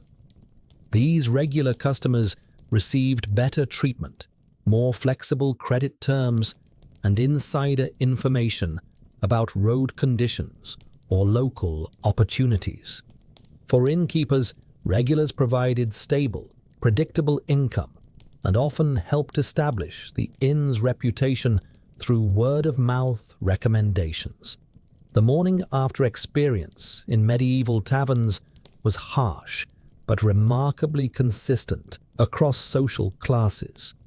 Whether you were a merchant who'd drunk too much wine or a laborer who'd overdone the ale, the basic misery was the same. Your body was rebelling, your head pounding, your mouth desert dry, your stomach uncertain. The democratizing power of hangovers transcended medieval hierarchies in ways little else did. The medieval understanding of hangovers was filtered through humoral theory, the dominant medical framework of the time. Excessive drinking was thought to create dangerous imbalances in the body's humors, with too much heat and moisture overwhelming the system. This explained the symptoms. The pounding head resulted from excess heat trying to escape through the skull, the nausea from moisture overwhelming the stomach, the weakness from the body's vital spirits being exhausted by processing the alcohol's harmful effects. Based on this understanding, medieval hangover treatments focused on rebalancing the humors. Cool, dry foods might counter the heat and moisture of alcohol. Bitter herbs would help cleanse the corrupted humors.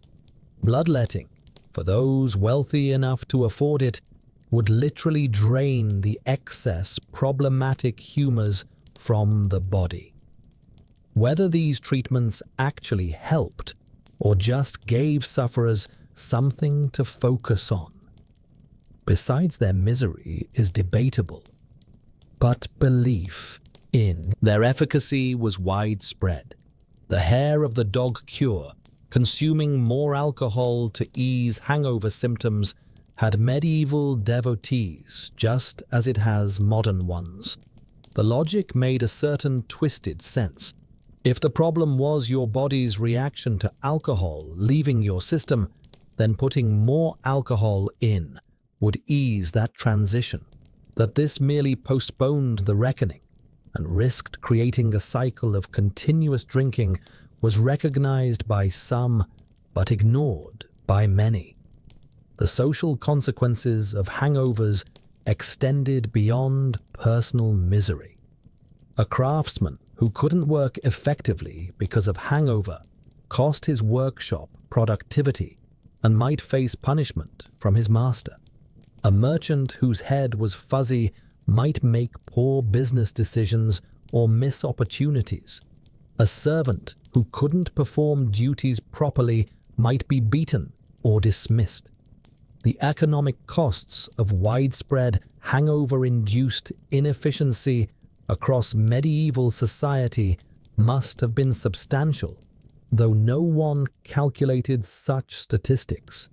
The tavern keeper's morning after routine included damage assessment that went beyond physical repairs, which customers had left without paying, which debts needed to be called in. Had anyone been seriously injured or killed, requiring reports to authorities? Was their stolen property to be returned or explained? These morning reckonings shaped tavern keepers' decisions about who to serve, how much to let them drink, and when to cut people off. The community gossip network activated with full force the morning after eventful tavern nights. Who'd made a fool of themselves? Who'd said things they shouldn't have? Who'd been seen leaving together? Who'd lost money they couldn't afford to lose? This gossip served multiple social functions. It provided entertainment, but it also enforced informal social control. Knowing that your behavior would be discussed and judged the next day encouraged at least some people to exercise at least some restraint. For travelers who needed to depart despite hangovers, the morning represented a particular challenge. You had to pack your belongings, settle your account, prepare for travel, all while feeling genuinely ill. The road didn't care about your hangover. You had to meet your schedule or face the consequences of delayed arrival. Many travelers learned to moderate their drinking, specifically to avoid this situation, though many others never learned this lesson no matter how many miserable mornings they endured. The cycle of anticipation, indulgence, and regret that characterized tavern-going had psychological dimensions that medieval people understood intuitively, even if they lacked modern vocabulary to describe them. People knew that tonight's pleasure would become tomorrow's pain, yet they chose the pleasure anyway. This very human pattern of decision-making, valuing immediate gratification over future consequences, played out in taverns every night. The legacy of medieval taverns extends into unexpected corners of modern life. The pub quiz, that quintessentially British institution, has roots in medieval tavern culture, where knowledge and cleverness were demonstrated through riddles and storytelling. The concept of buying a round for friends, where one person pays for everyone's drinks with the expectation that others will reciprocate later, follows patterns established in medieval taverns, where communal drinking reinforced social bonds and obligations. Even our modern attitudes toward alcohol consumption bear medieval imprints.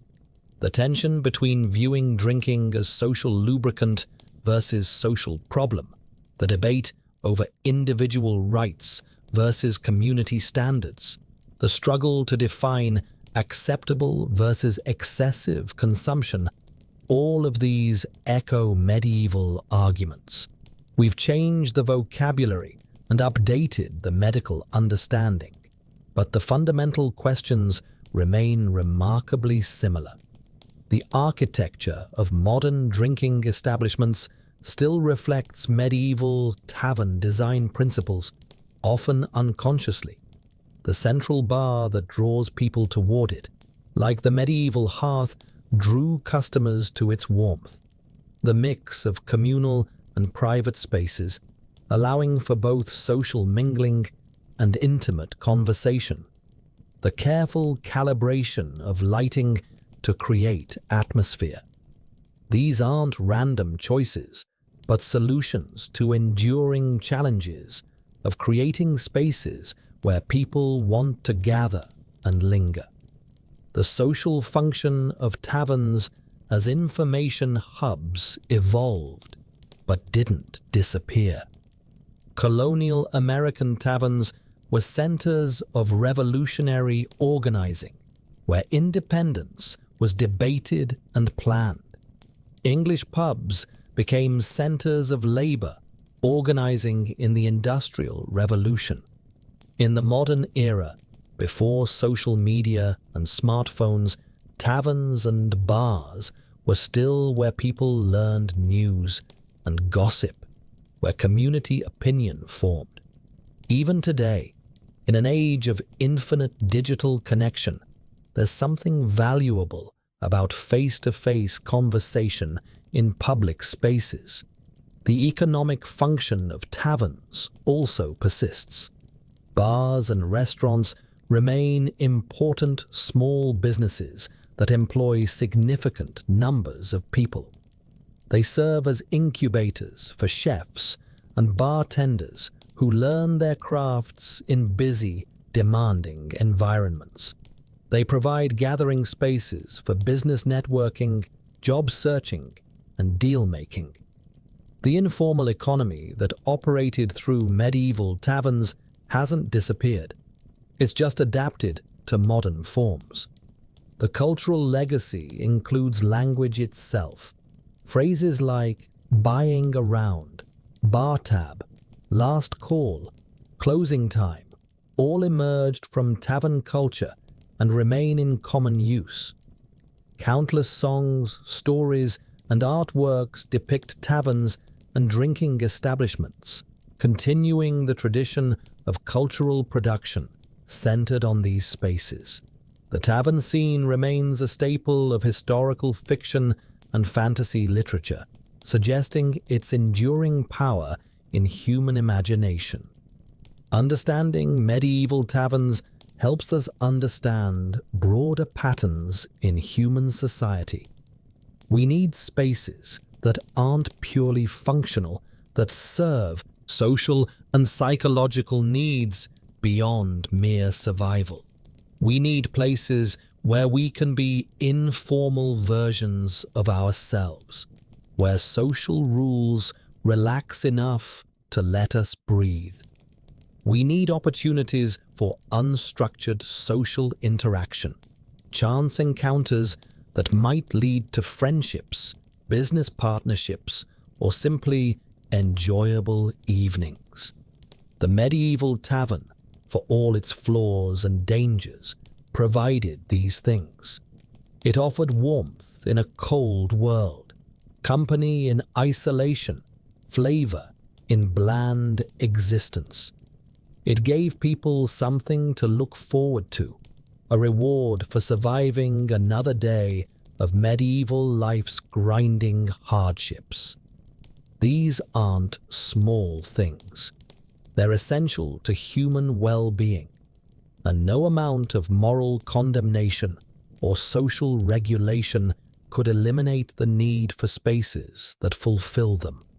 As we close the heavy wooden door of our imaginary medieval tavern and return fully to our own time, we carry with us appreciation for the people who created and sustained these remarkable institutions.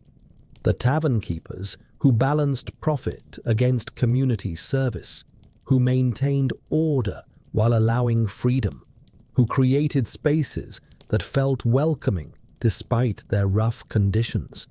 The customers who brought their stories, their laughter, their coins, and their needs, creating the living community that made taverns meaningful. We remember the serving girls who endured harassment while trying to earn honest livings, the minstrels who preserved culture through performance, the craftsmen who found friendship over shared cups, the travelers who found shelter in unfamiliar places, the young people who found romance and adventure. All of them, in their own ways, contributed to the rich tapestry of medieval tavern life. The medieval tavern wasn't perfect, far from it. It was often dirty, sometimes dangerous, and frequently morally questionable. But it was also necessary, valuable, and deeply human. It provided space for joy in lives that offered precious little of it. It created memories and friendships that made existence bearable and occasionally wonderful. It reminded people that they weren't alone, that community existed, that life held more than just work and survival. These lessons remain relevant. In our modern world of digital connection and physical isolation, of carefully curated online personas and fragmented communities, we still need third places where we can gather face to face, where we can be our unedited selves, where unexpected connections can form. We still need spaces that balance privacy with community, that allow for both serious conversation and frivolous fun, that welcome us as we are rather than as we're supposed to be.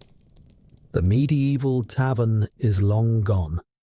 Its buildings crumbled, its customers centuries dead, its particular customs obsolete. But its spirit endures wherever people gather to share drinks, stories, and companionship. Every neighborhood bar, every college pub, every friendly restaurant where regulars have their favorite seats, every space where strangers become friends over shared experiences. These are the tavern's descendants, carrying forward a tradition that stretches back through the centuries. So as we step back through the tavern door one final time, leaving the warmth and smoke and laughter behind, we carry those lessons with us. We remember that community matters, that face-to-face connection matters, that spaces for gathering and celebration matter. We remember that humans have always needed places to come together, to escape briefly from life's hardships, to remember that we're part of something larger than ourselves. The wooden door swings shut behind us. The sounds of the tavern fade into memory. But the legacy remains, woven into the fabric of how we live, how we socialize, how we create community in an often lonely world. The medieval tavern is gone, but its spirit endures, reminding us that sometimes the most important places aren't grand cathedrals or mighty castles, but simple, humble spaces where ordinary people gather to drink, eat, laugh, and remember that they're not alone. Sweet dreams, fellow travelers. May your rest be as deep and peaceful as a satisfied tavern patron's sleep after a perfect evening of good ale, better company, and the timeless comfort of belonging.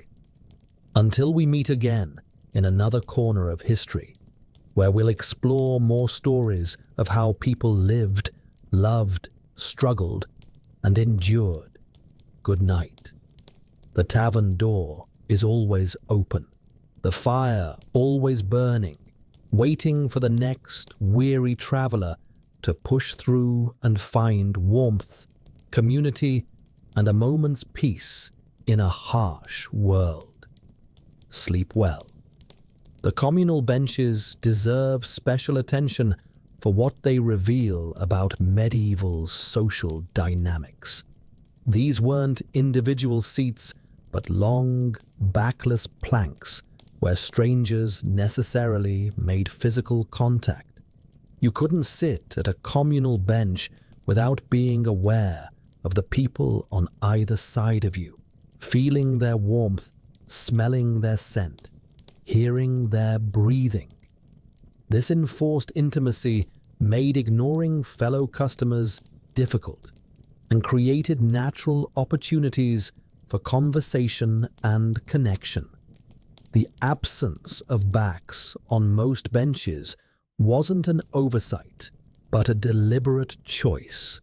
Backless benches prevented customers from getting too comfortable, from leaning back and settling in for hours without ordering more drinks.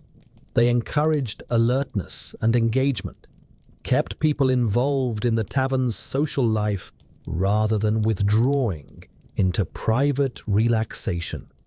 Only special customers, favorites of the tavern keeper, or people of notable status might receive chairs with backs, and these were understood as privileges marking social hierarchies.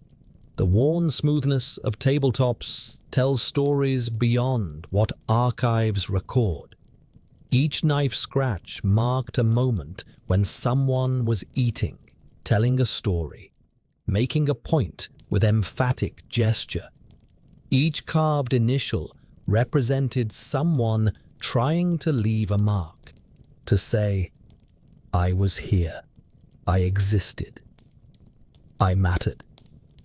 The accumulated patina of spilled ale and greasy hands created surfaces that were paradoxically both dirty and oddly beautiful, bearing witness to thousands of evenings, thousands of conversations, thousands of moments of human connection. The placement of barrels against walls rather than hidden in back rooms was partly practical. They were heavy and moving them was difficult, but also strategic. Visible barrels created transparency, showing customers that ale was what it appeared to be, that tavern keepers weren't diluting or adulterating it somewhere out of sight. This transparency was important in building trust between keepers and customers, crucial for establishments whose reputation could make or break their business. The evolution of drinking vessels across the medieval period reflects broader economic and technological changes. Early medieval wooden and leather vessels gradually gave way to ceramic and eventually glass as manufacturing techniques improved and trade networks expanded. Each material had advantages and disadvantages beyond mere cost. Wooden vessels were durable but absorbed flavors and odors. Leather was waterproof but had to be carefully maintained. Ceramic was clean-tasting but fragile. Glass was beautiful but expensive and broke easily. Customers' relationships with particular drinking vessels could become surprisingly personal. Regular customers might have favorite cups that tavern keepers would set aside for them, recognizing that this small personalization created loyalty and made customers feel valued. The cup you drank from became part of your identity in the tavern, a small but meaningful marker of belonging to the community. The seasonal variations in tavern atmosphere deserve fuller exploration. Summer taverns with doors and windows thrown open, customers spilling into yards and streets, staying late into the warm evenings when darkness came late and the weather was fine. The atmosphere was more open, more public, with passers-by able to see and hear what was happening inside. This openness encouraged certain behaviors while discouraging others, shaping the character of summer tavern life. Winter taverns, by contrast, were sealed spaces, doors barred tight against the cold, everyone huddling near the fire in self-created warmth. The atmosphere became more intimate, more intense, as if the physical closeness enforced by cold created emotional closeness as well. Conversations in winter taverns had different quality, more confessional, perhaps, more revealing, as if the sealed space created permission for honesty that the open summer tavern didn't allow. Spring brought renewal to taverns as it did to everything else. After the long confinement of winter, after months of breathing stale, smoky air, the ability to open doors and let fresh breezes through felt miraculous. Spring cleaning of taverns, when it happened at all, was a genuine event, sweeping out the accumulated debris of winter, replacing ancient rushes with fresh ones, letting light and air transform spaces that had become oppressive. Autumn taverns buzzed with the energy of harvest, of sudden plenty after the lean summer months when last year's stores were depleted and new crops weren't yet ready. The arrival of new grain meant fresh ale, better and stronger than the tired brews of late summer. The slaughter of animals that couldn't be kept through winter meant fresh meat, abundant and relatively cheap for a brief window. Autumn taverns celebrated this plenty, knowing winter's scarcity was coming, but choosing to enjoy the present moment.